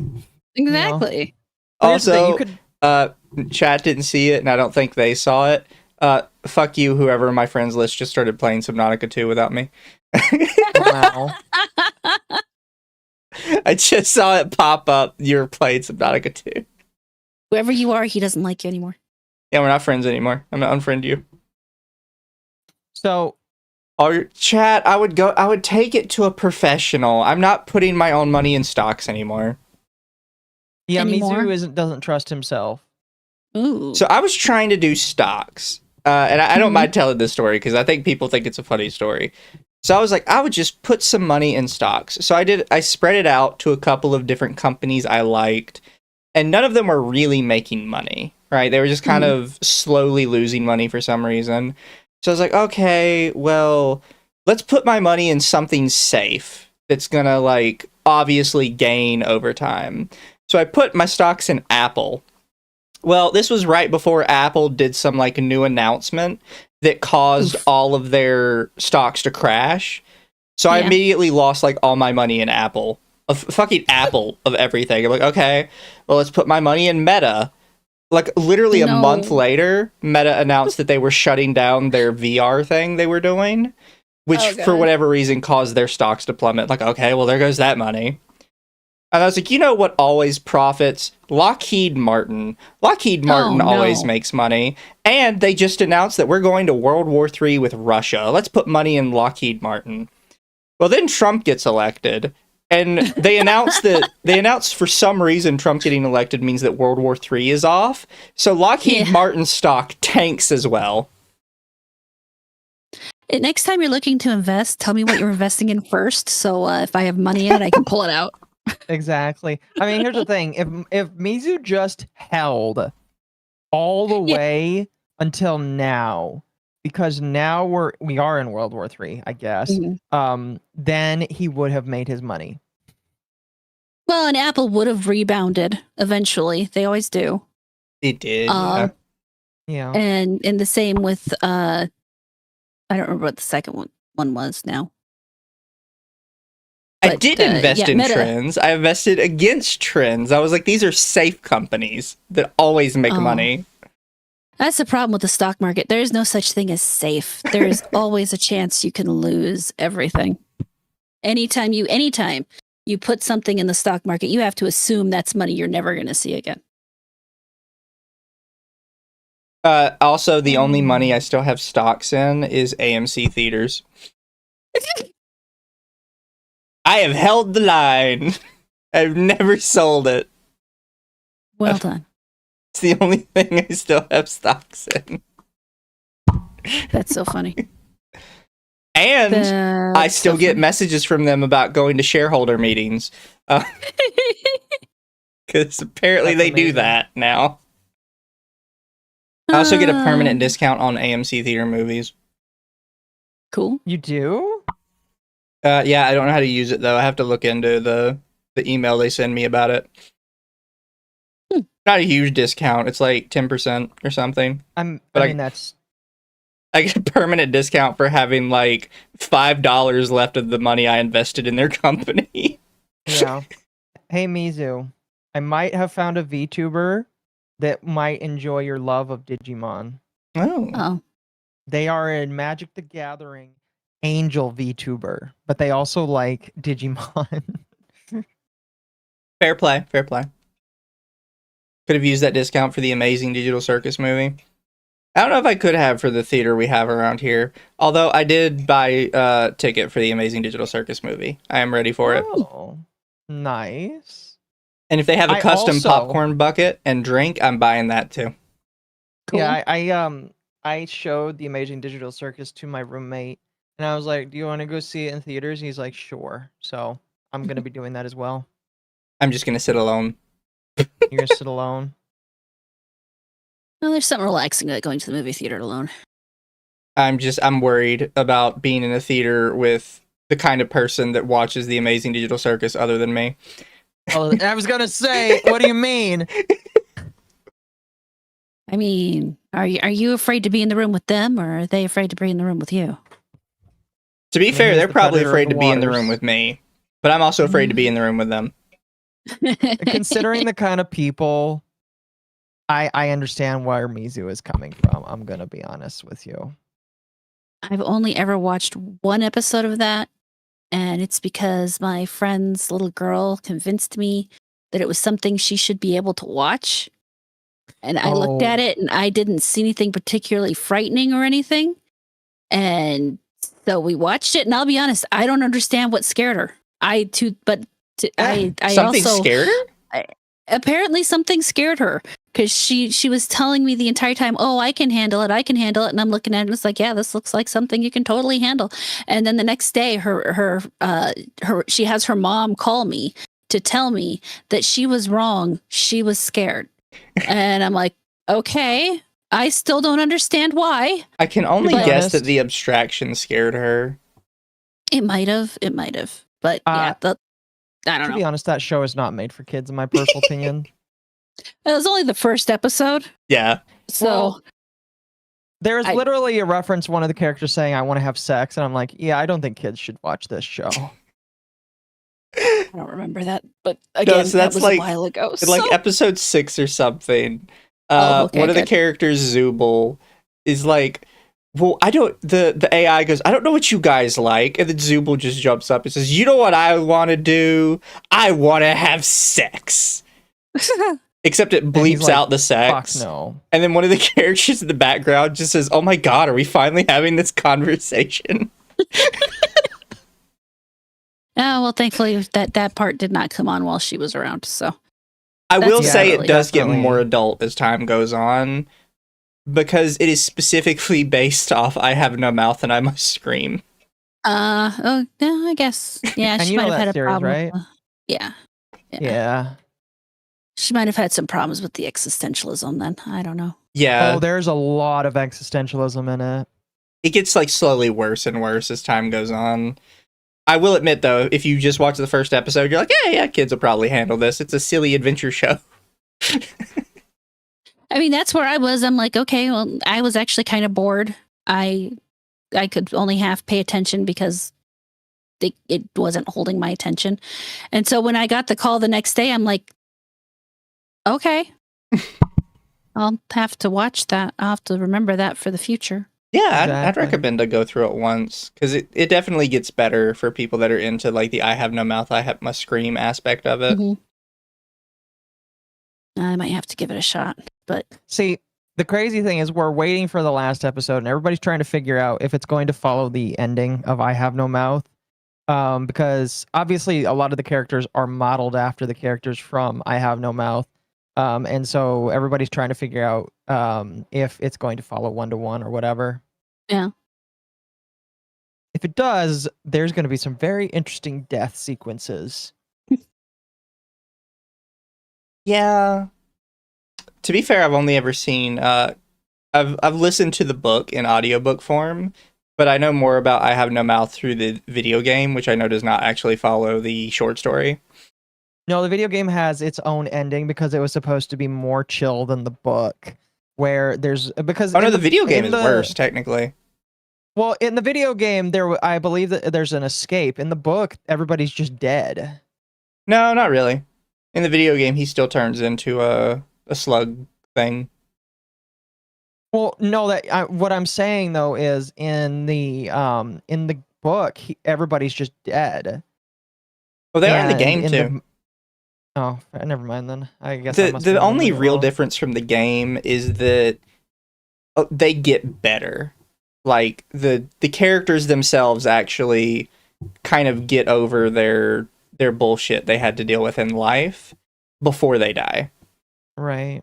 Which, by the way, the actual guy that wrote I Have No Mouth and Must Scream did not like the concept of it until he actually saw how it played out, like, as a story.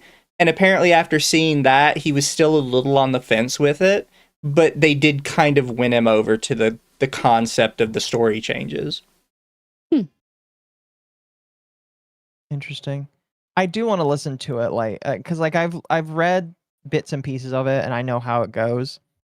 But I want to read it myself or listen to it one day. I mean, it's just a short story. It's not like a book. I know. I want to read it one day. That's fair. Harlan Ellison put respect on his name. I'm not disrespecting him. Anyway. They just had to, like, do a lot of convincing with him because he's obviously an old man. He didn't really get the concept of video games and how video games had to have certain conditions to be a video game. So he wasn't really understanding why the characters were, like, allowed to fight back or do other stuff. So Are we talking about mixtape again? Yeah. Honestly, if he had his way before they did it ahead of time, he probably would have come up with something more like mixtape. Oof. Where you're just, like, on rails and you can't really do anything. Yeah. Which is why you can't let people like that decide how to make video games, because they don't know how. No, yeah, you are correct about that. That is so true. Actually, I want to check this while we're thinking about it. Did mixtape do better than Dustborn sales-wise? Oh gosh, that is a good question. I haven't actually checked. I'm going to say it probably did because it strikes me that Dustborn never hit over 1,000 concurrent players. Did it not? And I know that Mixtape has gotten over 2,000 concurrent, and it still has about 408 in game right now. So I'm going to say it probably did sell better than Dustborn. So, obviously, Mixtape's peak right now was 2,245. Dustborn's peak was 83. Yeah. By these estimations Wow. are such bullshit. I don't believe them. So, estimations on how much Dustborn has sold range between 12.5 thousand to 85,000. It's an awfully large range. I do not believe 85,000 people bought this. I was good on that first number, but that second number, no. With Mixtape, it is believed anywhere from 71,000 to 160,000 people bought it. I'm having problems believing the 71,000, to be entirely honest. Yeah. Yeah. Kind of steep. I agree. It is number 5 in wish lists. I don't believe that. I just saw an article come out the other day that said wish lists on Steam are in no way indicative of the amount you're going to sell. Yeah, so the first couple things in wish list I can believe. Number 1 is Subnautica 2. Number 2 is a game called Gamble with Your Friends, which looks like a friend slop game. And number 3 is Far Far West, which I've played Far Far West. It's actually really fun. And then number 4 is Dead is Disco, which people have been posting so much stuff from Dead is Disco. I can believe that's top wish listed. Well, that's because Dead is Disco allows you to add your own custom music, if I'm remembering it correctly. Jazz was telling me about it the other day when he came on. And he was like, oh, you can add all this, this, and this. And I was like, oh, that's kind of cool. But then number 5 is Mixtape. And I'm like, that's not true. You're lying to me. I can totally believe Mixtape is on people's wish lists because they wanted to look like good people wish listing it. And then they're just never going to buy it. Yeah. Oh, Motor Slice is number 8 right now. Well, good for them. Motor Slice was fun. I recommend people give it a shot instead of Mixtape. And it's cheaper than Mixtape. I recommend people do anything over play Mixtape. Get a what's that thing called? I just had the word in my head. That thing in the tooth. where they drill it out. Oh, Root canal. There we go. Root canal. Sorry, I'm got some trauma from my previous stuff. So Yeah. I'm thankfully I was knocked out when they took out all of my top teeth, but you know. Oof. Yeah. it is. Mixtape is still at 87% positive reviews. That doesn't surprise me. Fair. I don't. Such an industry plant of a game. It's one of those games that is so absurdly niche that I can believe the people who would like it really, really like it. The fact is that's only a couple thousand people tops. Yeah. Sorry for missing a couple super chats. Thank you, Lord Kagai. Final Fantasy has the ultimate weapon, so Evas aren't far-fetched. Yeah, they really aren't. They already have mechas in Final Fantasy 14. Yep. Thank you, Internet Zen. Good investment money. Okay, mister, I invested in Lockheed right as peace was declared. Exactly. See, Mizu, I don't know what to tell you. Noir, cue Occo Shifty Eyes. And then another from Noir. Finance bros have reverse Kramer. Weebs have reverse Mizu. Yeah. Thank you. War Turkey Vibe, please invest in every company that is ruining gaming right now, Mizu. It's not a bad idea. Fair. Sorry, Mizu, you got to invest in some poor companies right now. Make more poor financial decisions. And then Noir just says, hate. Let me tell you how much I've come to hate you since I began to live. That's a line from the book, right? Yes. And if you play the game, you can actually hear Harlan Ellison himself read it out. And it just sounds different in his voice. Speaking of coming to hate things, chat, I hope you're all ready to play Overwatch and Fortnite. Because the ride never ends, chat. The ride never ends. I said this the other day when I saw this, and I was like, oh, guys, it looks like Overwatch... Wait a minute, this is Fortnite? Guys, Fortnite and Overwatch really need a boost right now. You gotta go play both of them. Oh. Mizu should play Signalis instead. I thought I bought Signalis. I just have never touched it. Yeah, I do have Signalis. All I know about it is like robot lesbians or something. And horror. Robot lesbians. That sounds amazing. But yeah, Overwatch is coming to Fortnite because Overwatch has to do something to stay relevant. They're constantly struggling. That is kind of depressing, though. Not gonna lie. Yeah. You wanna know what's more depressing about it? I sent this to you. I put it in the thing. They actually gave that's Tracer, right? Yeah, they gave Tracer her ass back. Yeah, they actually gave Tracer an ass. So if you guys have never played Fortnite, the Fortnite devs are clearly fine with ass because they allow the female characters to stay caked up at all times. But if you've played Overwatch, that just doesn't exist. You're not allowed to have a woman have an ass. Or just like have a woman be a woman. You know? So when oh my gosh. Yeah, this is where she sits now. Oh. This is where Tracer sits now, chat. Sorry, what was your question? How are her pants not falling off? Oh, because she's wearing a full jumpsuit. Well, you see those straps that are on her legs and hip and tied around her hips. I bet those are actually tied to the bottom of her breast thing there. Breastplate, and that's what's keeping her pants off. Oh no, so she's got three things she going doesn't have on. Breasts either. She wears some kind of. She wears a full body jumpsuit with a aviator jacket on top of it, and then this little device. That's what lets her teleport around.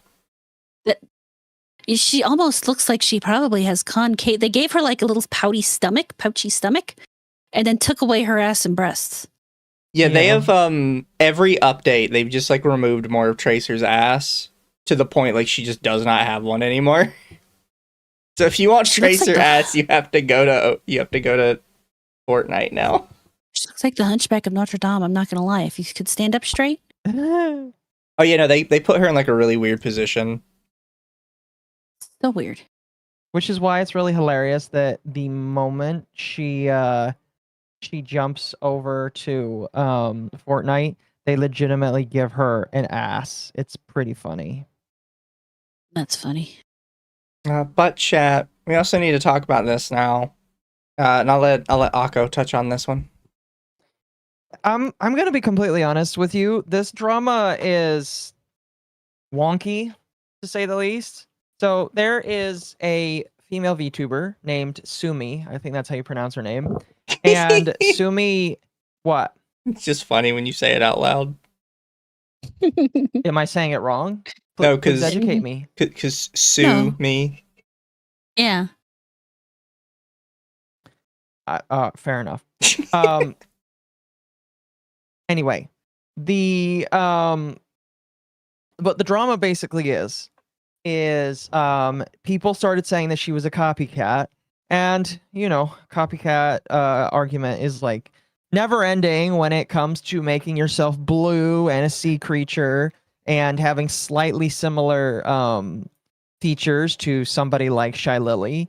And so there was like arguments about whether or not she was blocked by Shylily, and then Shylily unblocked her and DM'd her and said sorry about that.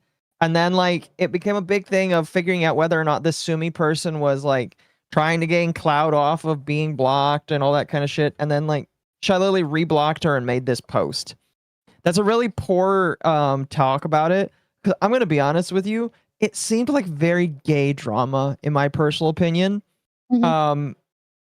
And it is just like 110% really fucking gay drama. But like it got Shylily to respond, which is one of the few things. Like Shylily only responds when there are girls to cancel. This is and so I do think that's why she responded, so to speak. But she made this long ass drawn out response, and I was just kind of bewildered that she did it personally. It is a pretty sizable reply here. Yeah. It's interesting because she didn't used to reply to this at all, or these kind No. of accusations. She just kind of ignored it. And then after the Cinder stuff, she just kind of. I hate to say it like that because it sounds so gay to say it, but literally after the Cinder shit happened, she has just kind of like replied to drama at a more heightening scale, and it's just kind of weird. Yeah, I don't know. I think she's getting a bit desperate because I've seen some people show that her viewership has dipped pretty hard compared to what it was. It has, and a lot of people think that she's botting right now. And a lot of the people that are around her, like Bao, are also kind of dropping because of the drama that they're all getting into. And my prediction is it's only a matter of time before like the same thing happens to her. And so I do think that she is getting more desperate for sure. She looks like Bao and Shylily morphed together. She does, but I don't care. It's just one of those things where the drama was really dumb, and it in my personal opinion, it really just didn't need to happen, but because it happened, it forced Shylily to say something, which is again more than Shylily often ever does, period. Yeah, that's fair. And then I saw like a lot of people were trying to say that Sumi was small Lola. Some people think. I have no idea. I'm not 100% sure I'm sold on it. You would have to listen to her, and you and I have listened to Small Lola in the past, so it would be kind of easy to figure out. Yeah, from what I heard, it just didn't sound like it to me, although I could be wrong. There's another VTuber that was accused of being Small Lola recently. However, that wasn't true either. What was that one? The Miu girl, who I guess has been in drama in the past, but like there is a VTuber, another VTuber named Miu that. Oh, that's interesting. They deleted their account, so I can't bring up their account anymore. Well, never mind that one then.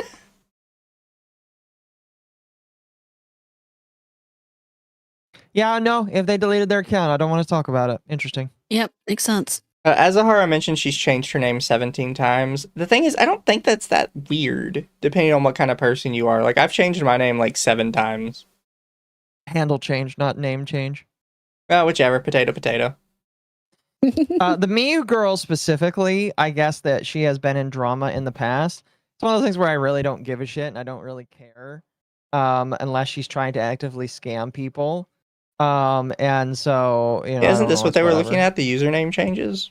Yeah, username changes. Like, even this Like, account, I guess have 5 username changes, and it's always been the same thing. I wonder what mine is. I used to roleplay, so mine should definitely be like, oh gosh, mine is 20. Yeah. Like, there's That makes plenty of sense. reasons to I have a changed bunch it of a name lot. changes that are completely innocent. It just depends, like, how you hilarious. use your account. Trying to look and where do I even see that? What the fuck are people talking about in my replies to this? Why? What is this? So Oh. I'll show this to chat. This is a little out of our wheelhouse, but it is probably interesting. There is this Japanese visual novel game. It's technically an adult game, but they have an all ages version on Steam. And the all ages version, they have had all of their earnings from it blocked by a domestic bank in their country. Oh. BlackRock. No, yeah, it sounds like something BlackRock would do.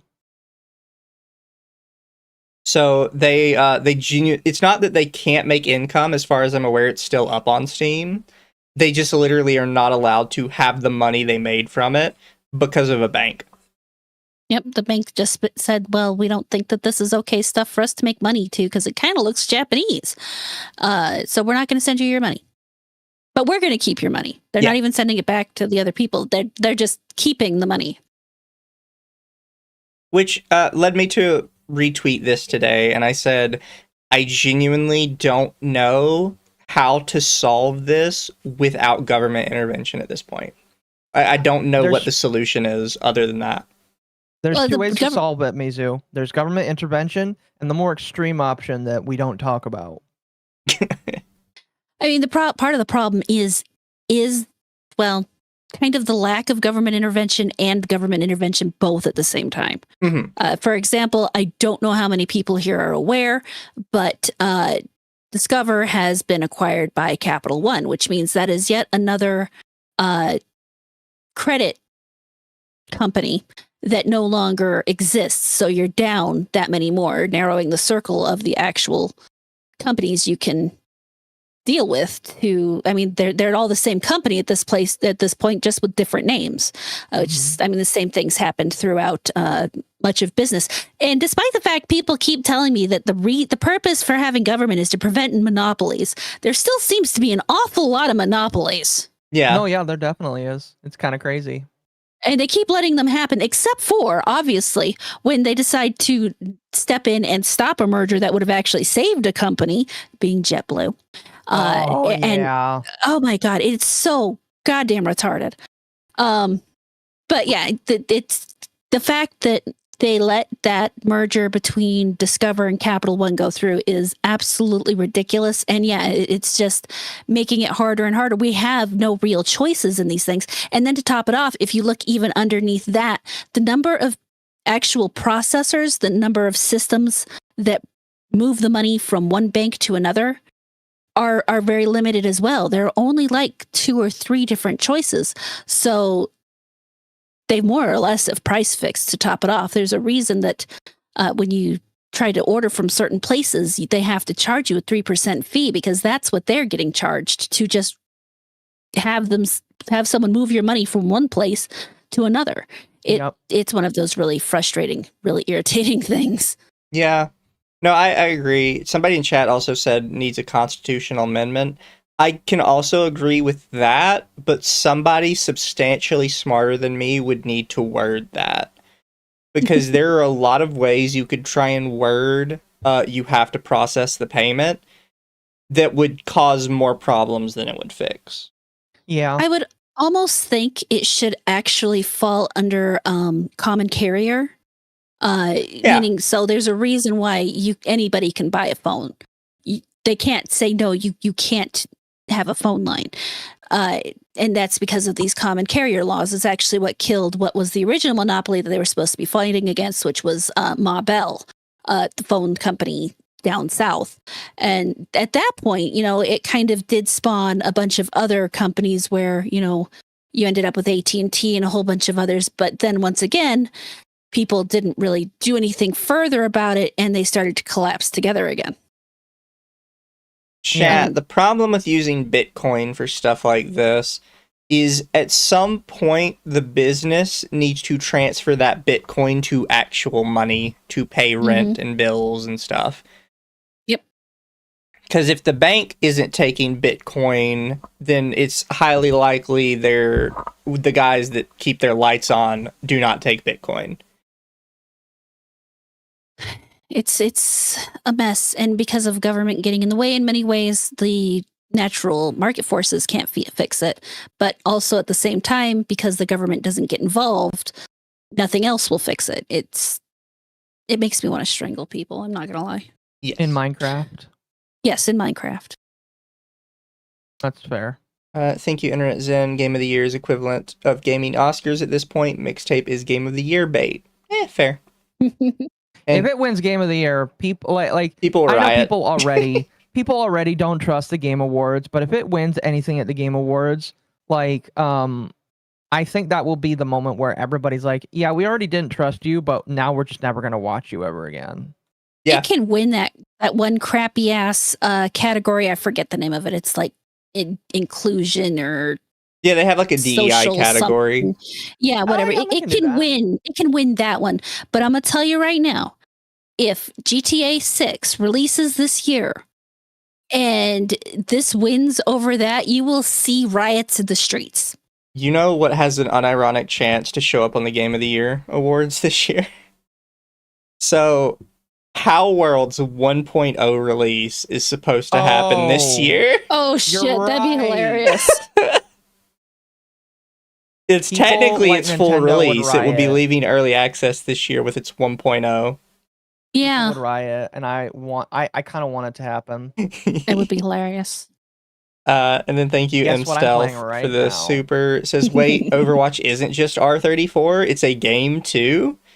And Ian VTubers being catty dogs again. I'm shocked. Shocked, I say. Well, not that shocked. Yes, if GTA 6 releases this year, chat. I'm of the opinion that GTA 6 will never release. That's what I said. It'll release someday. It'll release when Elder Scrolls 6 releases. It will release when it is time for it to release. It's like a wizard. It will never be late. It will always be on time. When is that time? Not yours. It'll arrive precisely when it means to. Exactly. Thank you, Tella. Constitution already covers it. Article 1, Section 10. No state shall make anything but gold and silver coin a tender in payment of debts. The government already fucked that over. They already fucked that over. We've been off the gold standard since Nixon, so. Yeah, we've lost the gold standard, and unless we bring that back, that's not going to happen. Yeah, exactly. And apparently we can't. I've been told that we can't bring back the gold standard because that would fuck everything over, but I kind of feel like it would be a good idea. It would be one hell of an upheaval, it really would, but in the end, it would be better for everybody. I mean, the rate of inflation with the fiat currency we're currently using is absolutely ridiculous, and because neither the government nor the people who are supposed to be in charge of the government, being the voters, actually do anything that would fix any of these situations, there's only one way to do it, and that's to attach our money to something that has a real world value. That's the word. Yeah, I agree. I still think we need to go back to it though, because that.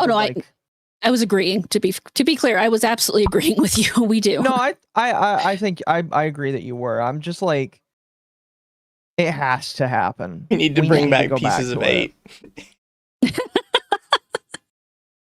I mean, what we're going to get to eventually is the government currency is going to be so totally useless that people are going to start making their own currencies, and with back alley kind of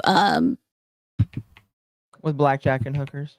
yeah, with blackjack and hookers, you know, we'll start using. I mean, it's going to be like prison currency. Cigarettes will become currency, Bottle and caps. yeah, that's exact. And we will get to that point eventually if the government continues to devalue the money to the point that it's absolutely pointless. I was thinking yeah. about it when you guys were talking about what we'd go back to. I'm assuming you both have heard or seen Ed, Ed and before. Yeah. Yes. There's an Jawbreakers. episode where they're trying to make the character Rolf feel like he's back in his hometown to scam him. And at one point they're doing bartering while like balancing on top of sticks. And he says, I'll give you 2 chickens and a rubber band. And I just immediately thought of that. We're going to go back to the old currency. Oh, 2 chickens and a rubber band. Exactly. Mm-hmm. Is that a whole chicken or is it? It's a whole. It's a whole live chicken. We're going back to the bartering system. That's a good system, you know. Also, my favorite thing to come out of Ed, Ed and Eddie is just the multiple memes of Rolf with a gun that says, "Life has many doors, Fed boy." Yeah, that's a good one. There's one with Rolf sitting on his tractor, but they have the Killdozer shell photoshopped on top of it. It says, "Fed boy, Rolf's Komatsu is not for sale." Oh, I love it.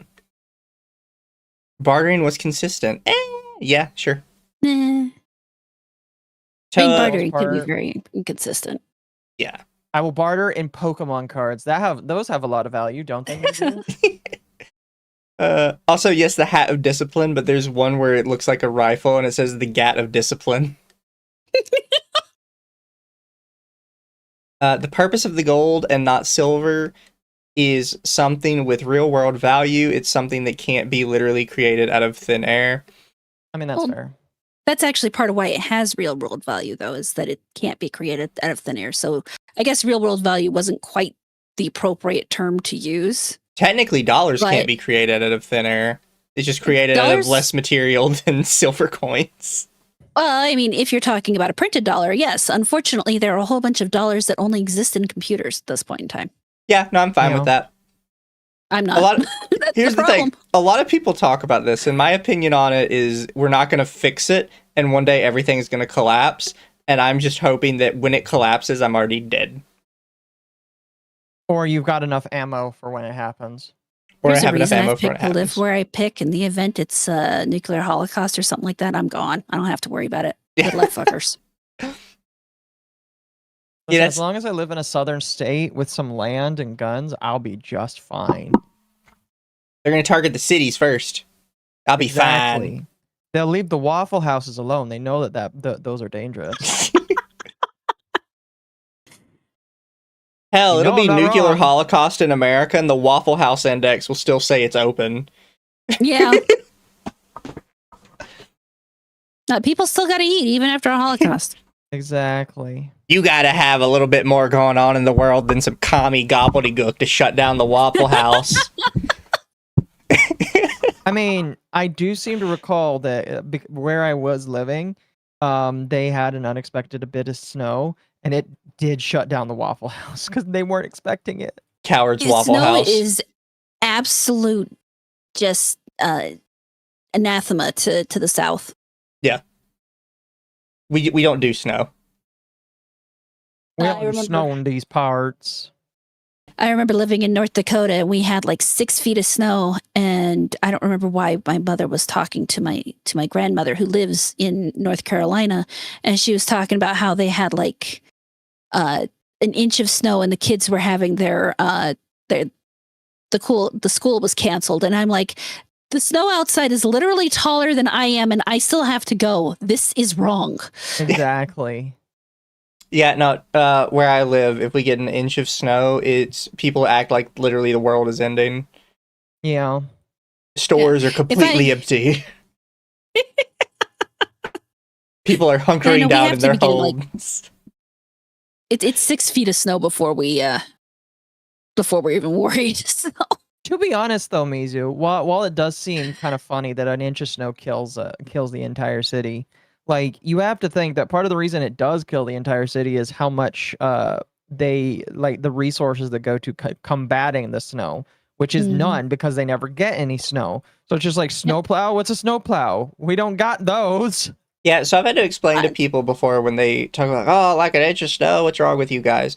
Well, first problem is that it's an inch of snow. What an inch of snow means is that it's actually really close to the road, and the road is just ice or slush. So there's danger there. The second part is because we never get snow, nobody buys snow tires. It's not a thing because you might get snow for literally 2 days the entire year. Who's buying snow tires for that? Like exactly. See, I'll be fair. Grew up... we don't even buy snow tires up here. We we get all weather tires. Fair. Well, that's pretty similar. See, I grew up in Idaho where every single year you bought snow tires. Well, you didn't buy them, but like you stored the snow tires in the garage. And then when it was time, it was like, hey, let's go to the mechanic and get the snow tires on because it's going to snow 6 to 8 inches this year at various different points. But when I moved down to the south, I was like, where can I buy snow tires? And they're like, what the fuck is a snow tire? Yeah. They're like, why do you want a snow tire? The snow's going to go away in a couple of days anyway. And I'm just like, so I can go to work? They're like, what work? Your work's going to be... And it was. It was canceled. That's like, the benefit. I had 2 days of no work. There is no like, oh, you've got to get up to work today. It's like, if you call into work, the boss is like, go work? Fuck, I'm not going into work either. What are you talking about? You are going to show up? What?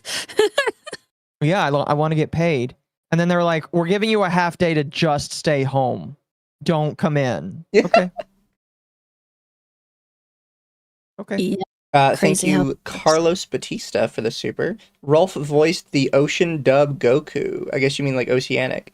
So there's a meme where Rolf is fighting Frieza with him yelling, "You dark terror mark, the son of a shepherd." Oh my gosh. And Lord Kagai, thank you. UTT could do the face reveal challenge, but just post a picture of an octopus in an actual puddle and be like, yep, that's us IRL. I used to do that every time this trend came around, and I would Photoshop a picture of a goldfish to be blue, and I would just, like, share that. Be like, hey, look, blue goldfish, it's me. I mean, I did the exact same thing. Although I think next time it comes around, I'll just do a yippee. It's just like, sorry, guys. This is what your chud VTuber is. Fair. Next time, I'm just going to get, like, a picture of a random porn star and share that and say, this is me. How random are we talking? Like, very niche? Like, you're going to find, like, the bottom 50% of all OF creators and say, this is me? No, she's still got to be hot. Well, okay, listen. Just because they're bottom 50 doesn't mean they're not hot. That just means that they haven't been exposed yet and they haven't been making any money, or they haven't shown. Oh, they've certainly been exposed already. Okay, but what I'm saying is they haven't shown enough Pokemon cards on their tits in order to get noticed. Did you see that, by the way? There are women on OnlyFans that are using Pokemon cards. They're like taking slabs of Pokemon graded cards and saying, guys, do these Pokemon cards look good? Are these good Pokemon polls? And they're just sitting on their tits. And I'm just sitting here like, those cards are being disrespected. They need to get off of your body. They're realtors advertising homes by their closeness to a Pokemon machine.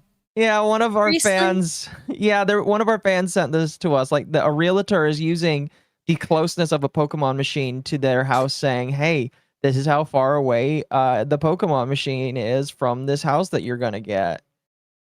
I thought that was amazing. It's something like, oh, the nearest Pokemon machine is only 5 minutes away. It's like right next door for like when you need your fix. Once upon a time, people used to figure out how close the nearest school was. Now it's how close the nearest Pokemon machine is. Gee, I wonder why the human race is falling. To be fair, depending on who you're talking to on the internet, they're still trying to figure out how close the nearest school is. Especially if they're a Minecraft creator. Oh, God. Especially if they play Minecraft or Roblox. Yeah. They've got that locked in. Mm-hmm. Yep.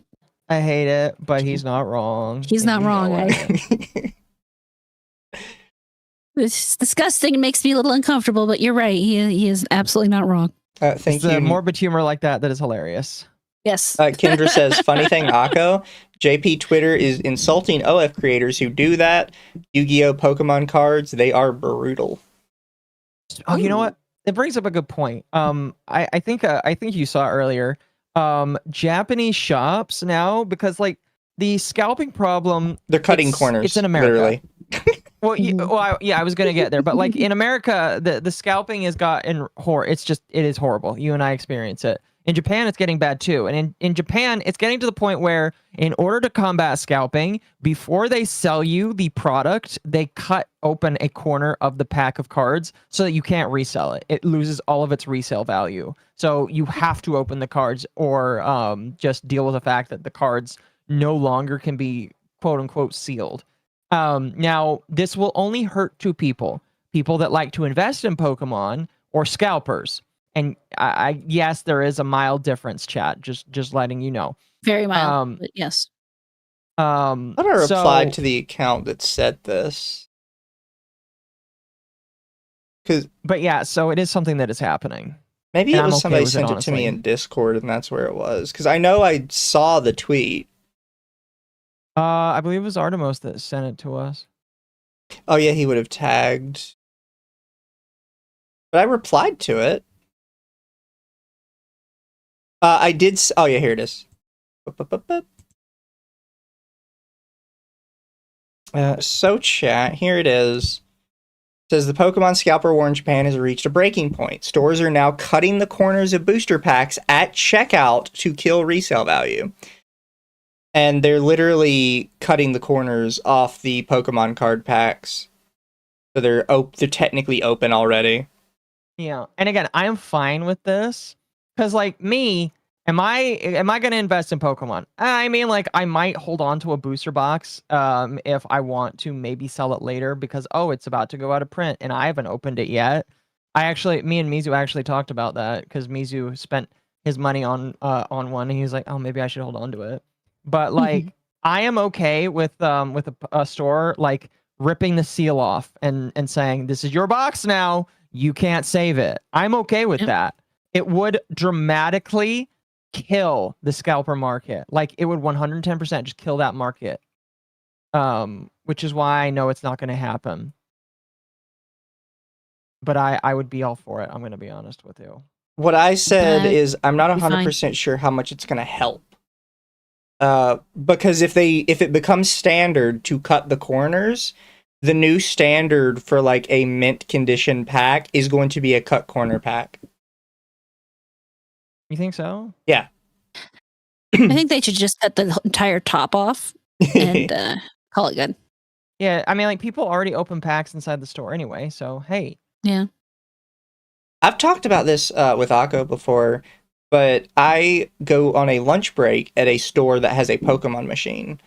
I have seen like 11 to 12-year-old kids come in, buy a giant booster box, rip open every single pack just to get the rare ones in the back, and then throw everything else in the trash.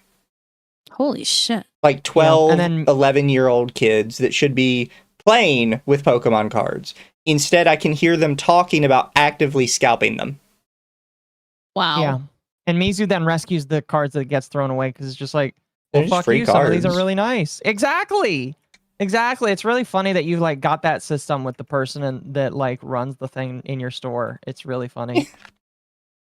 Like me and some of the people that work at the store talk about just like taking the cards because it's like, well, they're not coming back for them. They're getting rid of them.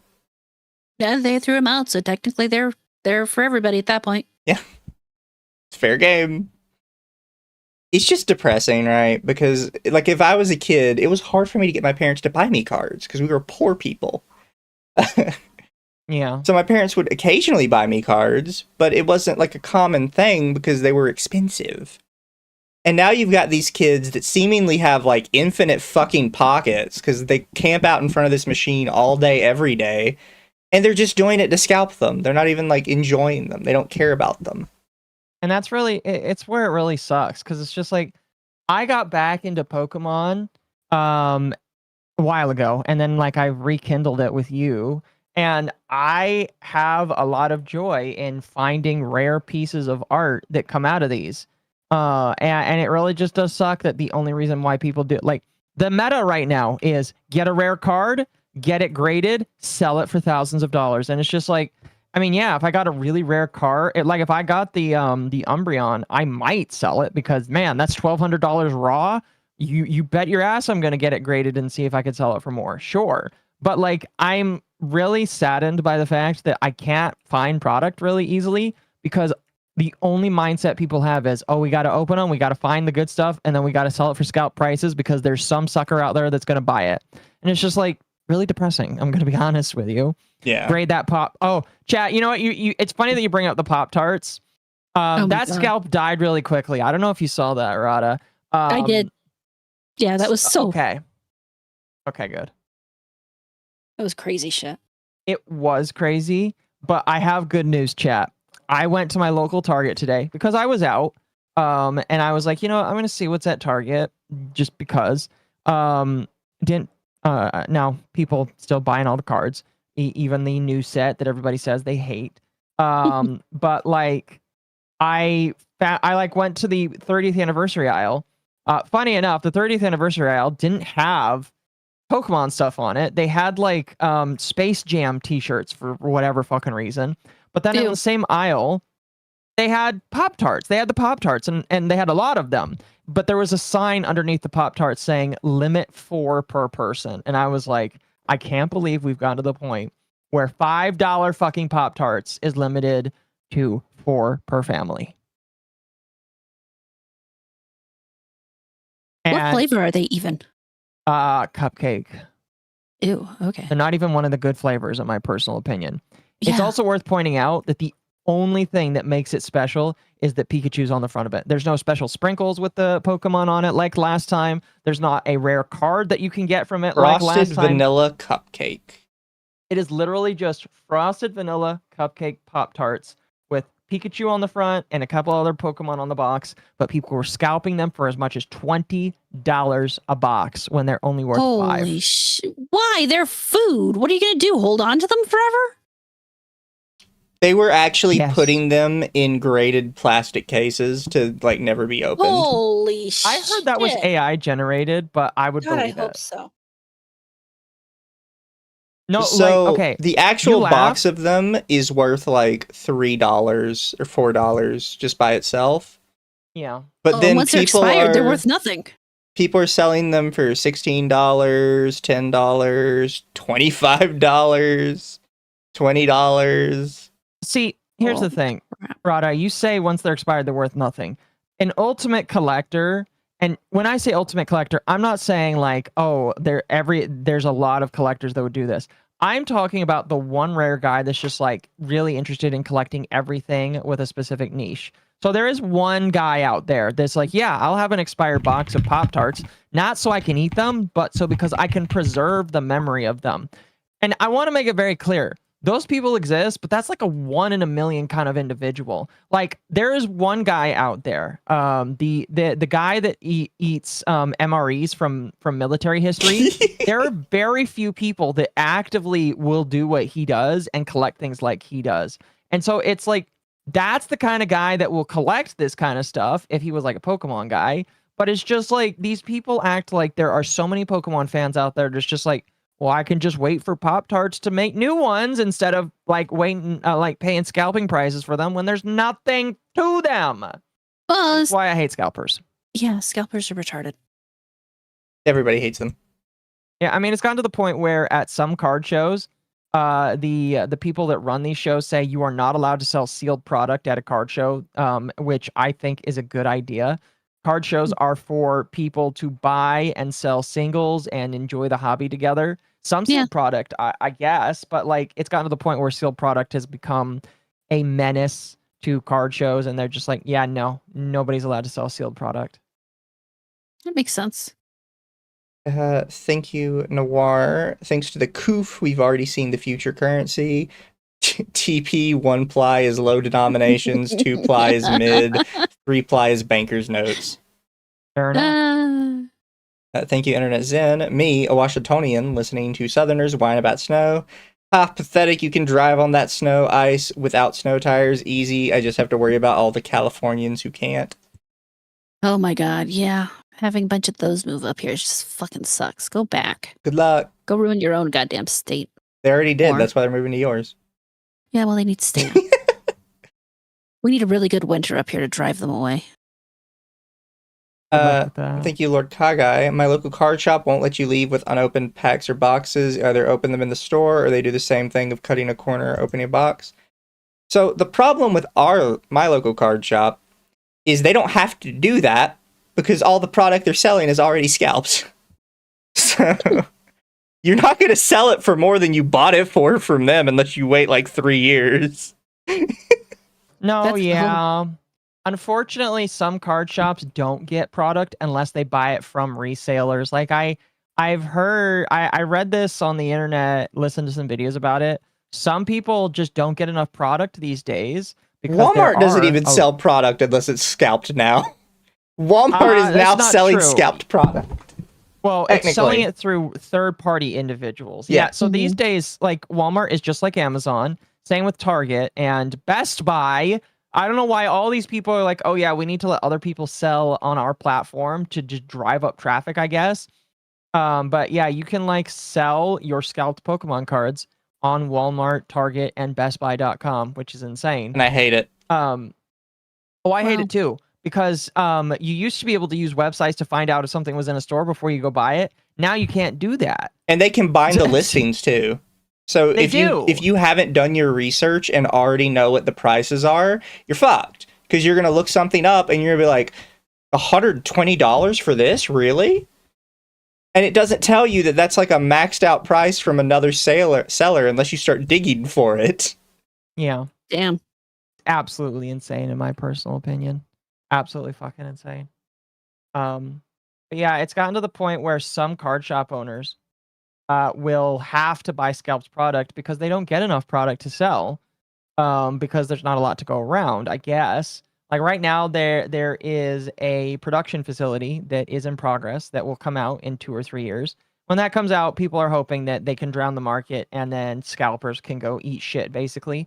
I don't think that's going to happen because I have it on good authority that Pokemon actually really likes what's going on right now. The hype that keeps coming out and all the resellers that keep coming around, like they like that. They are okay with that. Because to be fair, on their side, the machines are still getting sold out. Like all product is being sold. 100% of product the day it hits the shelf is like just pure, it's gone. Pretty much. So I don't think they have any incentive to make it any better, personally.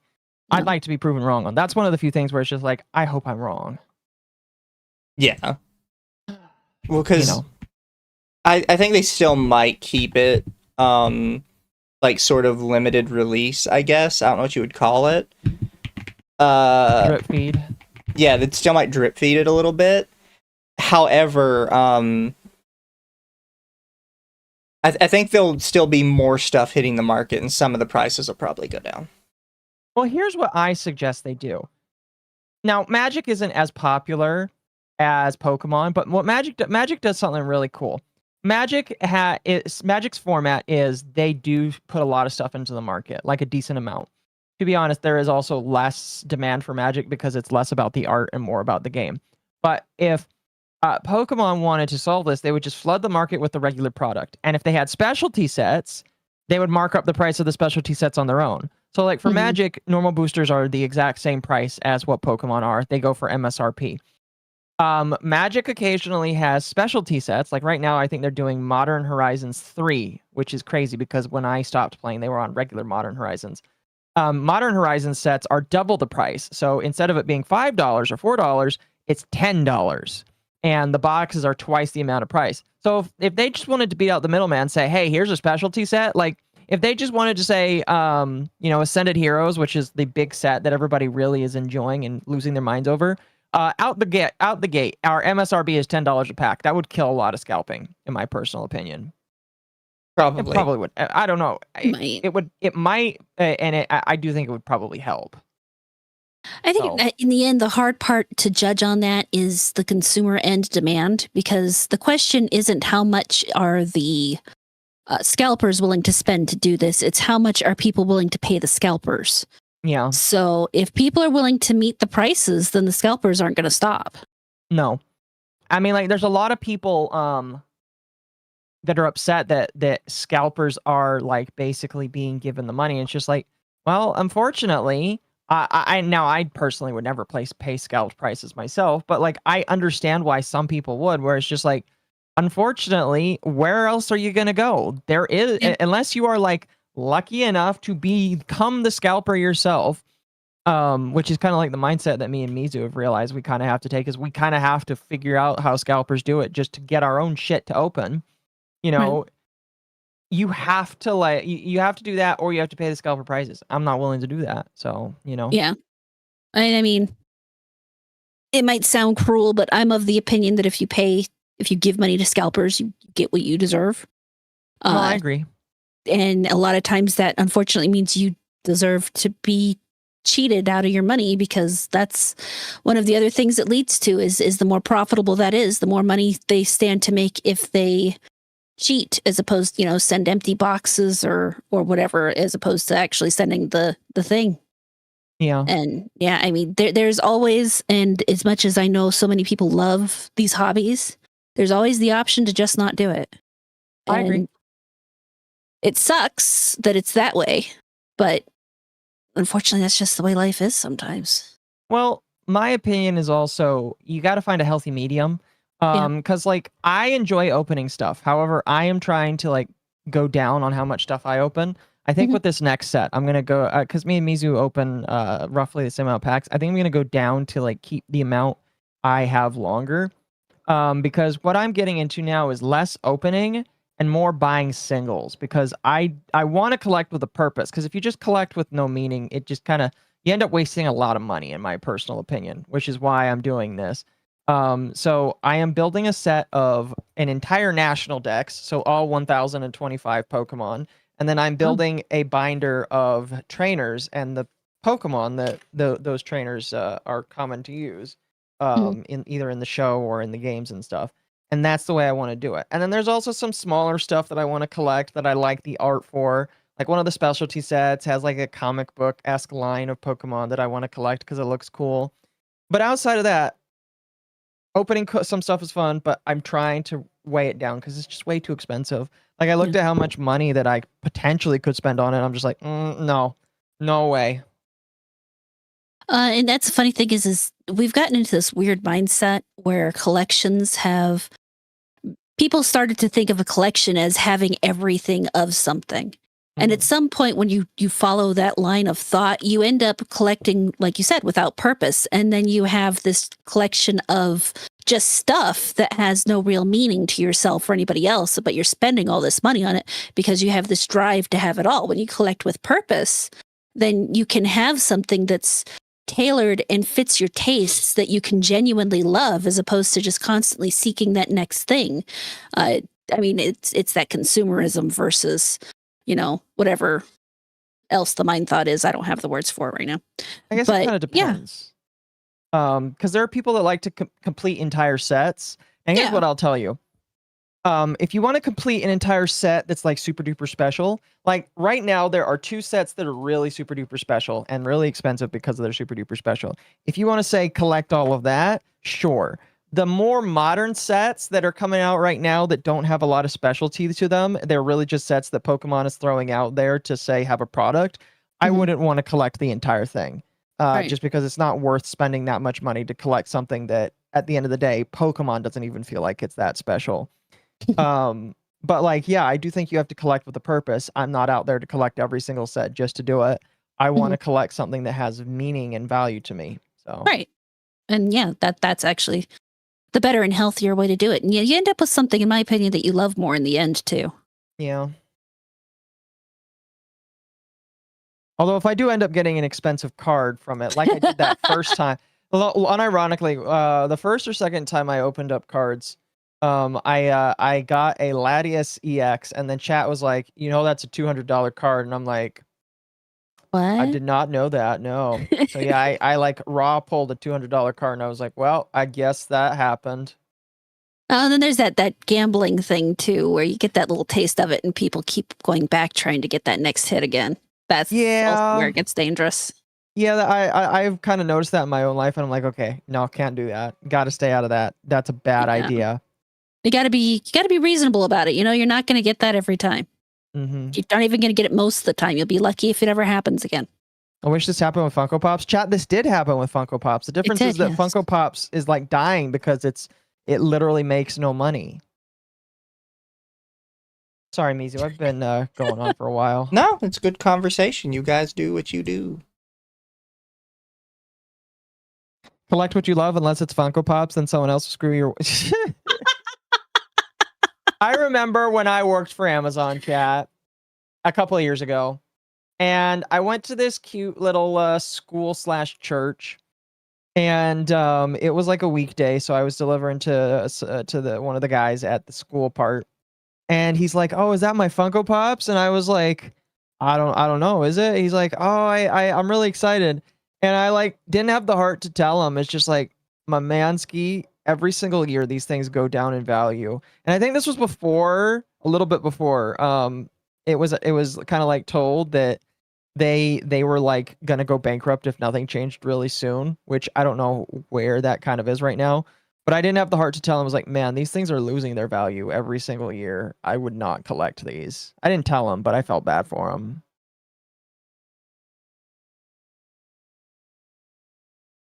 Yeah, those are. Zahara, come on now.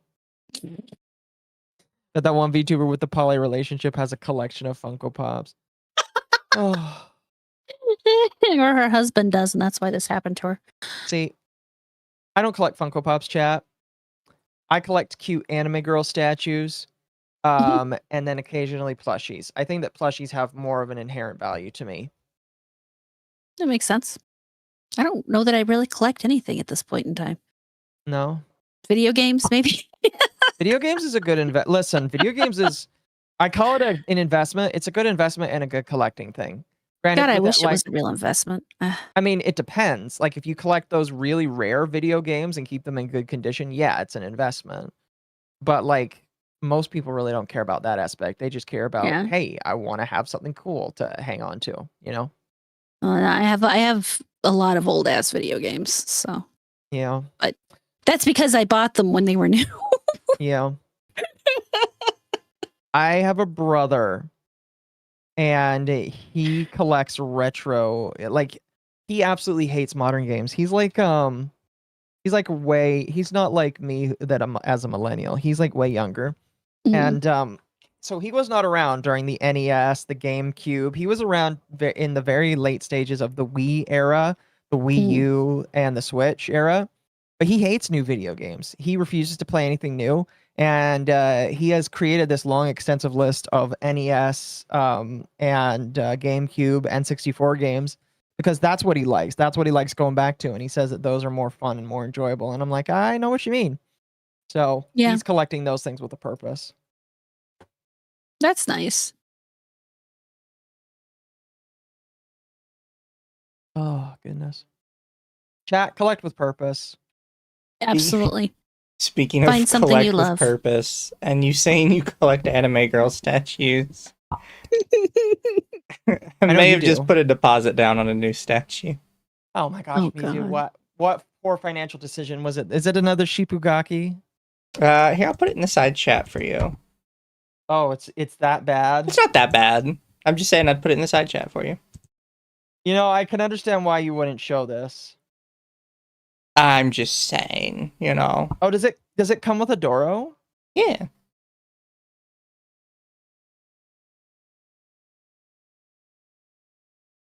Is that Nikkei? No. Well, then why does it come with a Doro? Or is Doro's not like it says specific? I think it says on here what it is. Oh no, sorry, it doesn't. It just says on the order page. No, this is Enfield. I was like, that looks like Enfield, but like Enfield doesn't have Doros, so it just kind of looks like one. Yeah, it's a different meme altogether. I do have to chastise you a little bit. There's a lot of emphasis on her feet. No, there's not. Mizu, is there something you need to tell me? I don't care either way. Sounded like an admission to me. This is the same company I did get the Shupogakis from, though. So enough. I know that their statues are Kino. No, that's fair. I mostly collect the Nendroids. I like the Nendroid ones. I have a couple of them. I want to get a Nendroid of my VTuber Oshi. And then I want to finish the collection of Nendroids for Little Witch Academia because that is my second favorite anime of all time. Only followed by Magica Madoka, which I'm taking Ava through. Fair.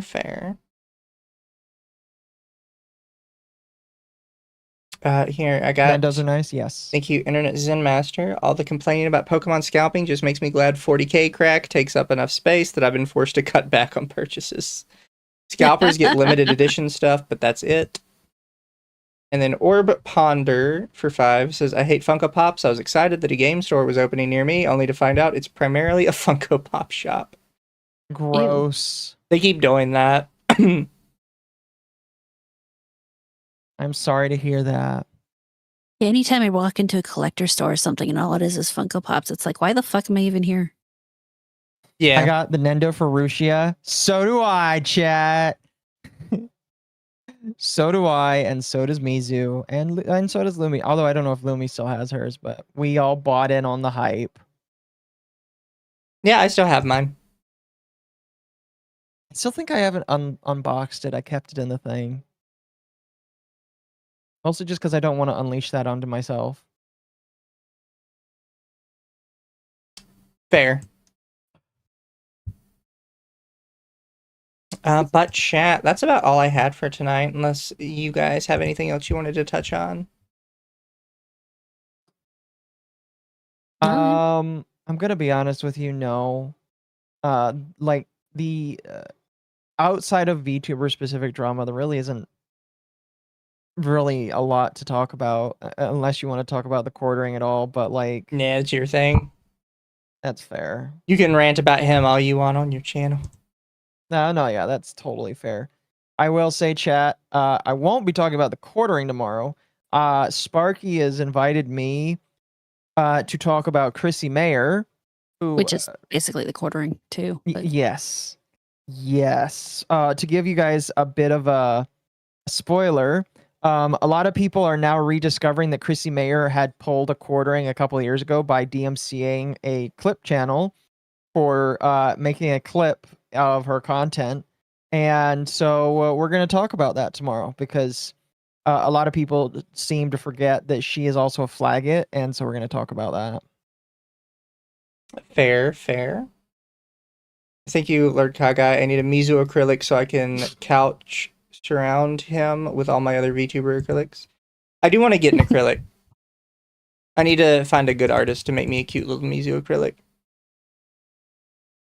You could just get like an STL done, and then I'll 3D print you a model. Well, no, it's got to be something that can be sold from like a little company. I mean, fair. I'm talking about like can be done in a reasonable amount of time right now, because like that's a future problem. Yeah. Fair. Anyways, let me see if I could find you guys a place to send you before we dip for the night. Before we leave, though, Rada, would you like to shout yourself out again? Yeah, sure. So I'll try to be more complete this I don't know why I freeze up at the beginning every goddamn time. I need to fix that somehow. Maybe write it myself a script or something. But yeah, so you can find me on either The Abysmal Critic, which I'll be honest, I haven't been doing many videos lately. Any videos lately. But I do stream on my Horror Amarada's Abysmal Adventure channel, so you can always stop by. 99.9% of the time I'm playing video games over there when I get the chance to stream. The next time I will be streaming should be tomorrow night. We're playing 7 Days to Die with a bunch of friends. And then on Sunday I should be doing some D&D. I also every Tuesday night am on the Offensive Charm podcast with Jazz and our friend Mr. Bear. And this week we are having a guest who is my friend Kratos El Gratos, who is he's just a fun guy to hang out with. So fair. That's me in a nutshell. And Yeah, thank you for having me here. It's been a lot of fun. I really, really enjoyed it. Chat already wants us to bring you back. If you want to come back, you are always free to in the future. I will definitely come back sometime. We don't have like a consistent third, so the space is kind of always open. Especially if something comes up that you really want to talk about but feel like it doesn't fit your own channel. We encourage you to come and rant about it here. Pretty I'll much, keep that in mind the next time I feel the need to rant about something. But chat, remember, say thank you for her showing up tonight. I think Occo actually had this planned in a week in advance. I was going to say, yes, on short notice. Yes. I don't think it was short notice this time. No, I asked like literally a week ago. She did. Normally it's like the day before, like, hey, tomorrow, do you want to show up? Which would have worked for me too, but you know, it's nice having the heads up, you know? Fair. I like DM Mizu and I say, hey, we got somebody. He's like, how'd you do that? And I was like, I asked nicely. Whoa. They did it. But chat, what a crazy concept. be good. I'm sending you guys to Doki Bird. Don't make us look foolish in front of Doki Bird, please. And have a good night, everybody. Good night, chat. I'll see you tomorrow night. Bye. Good night.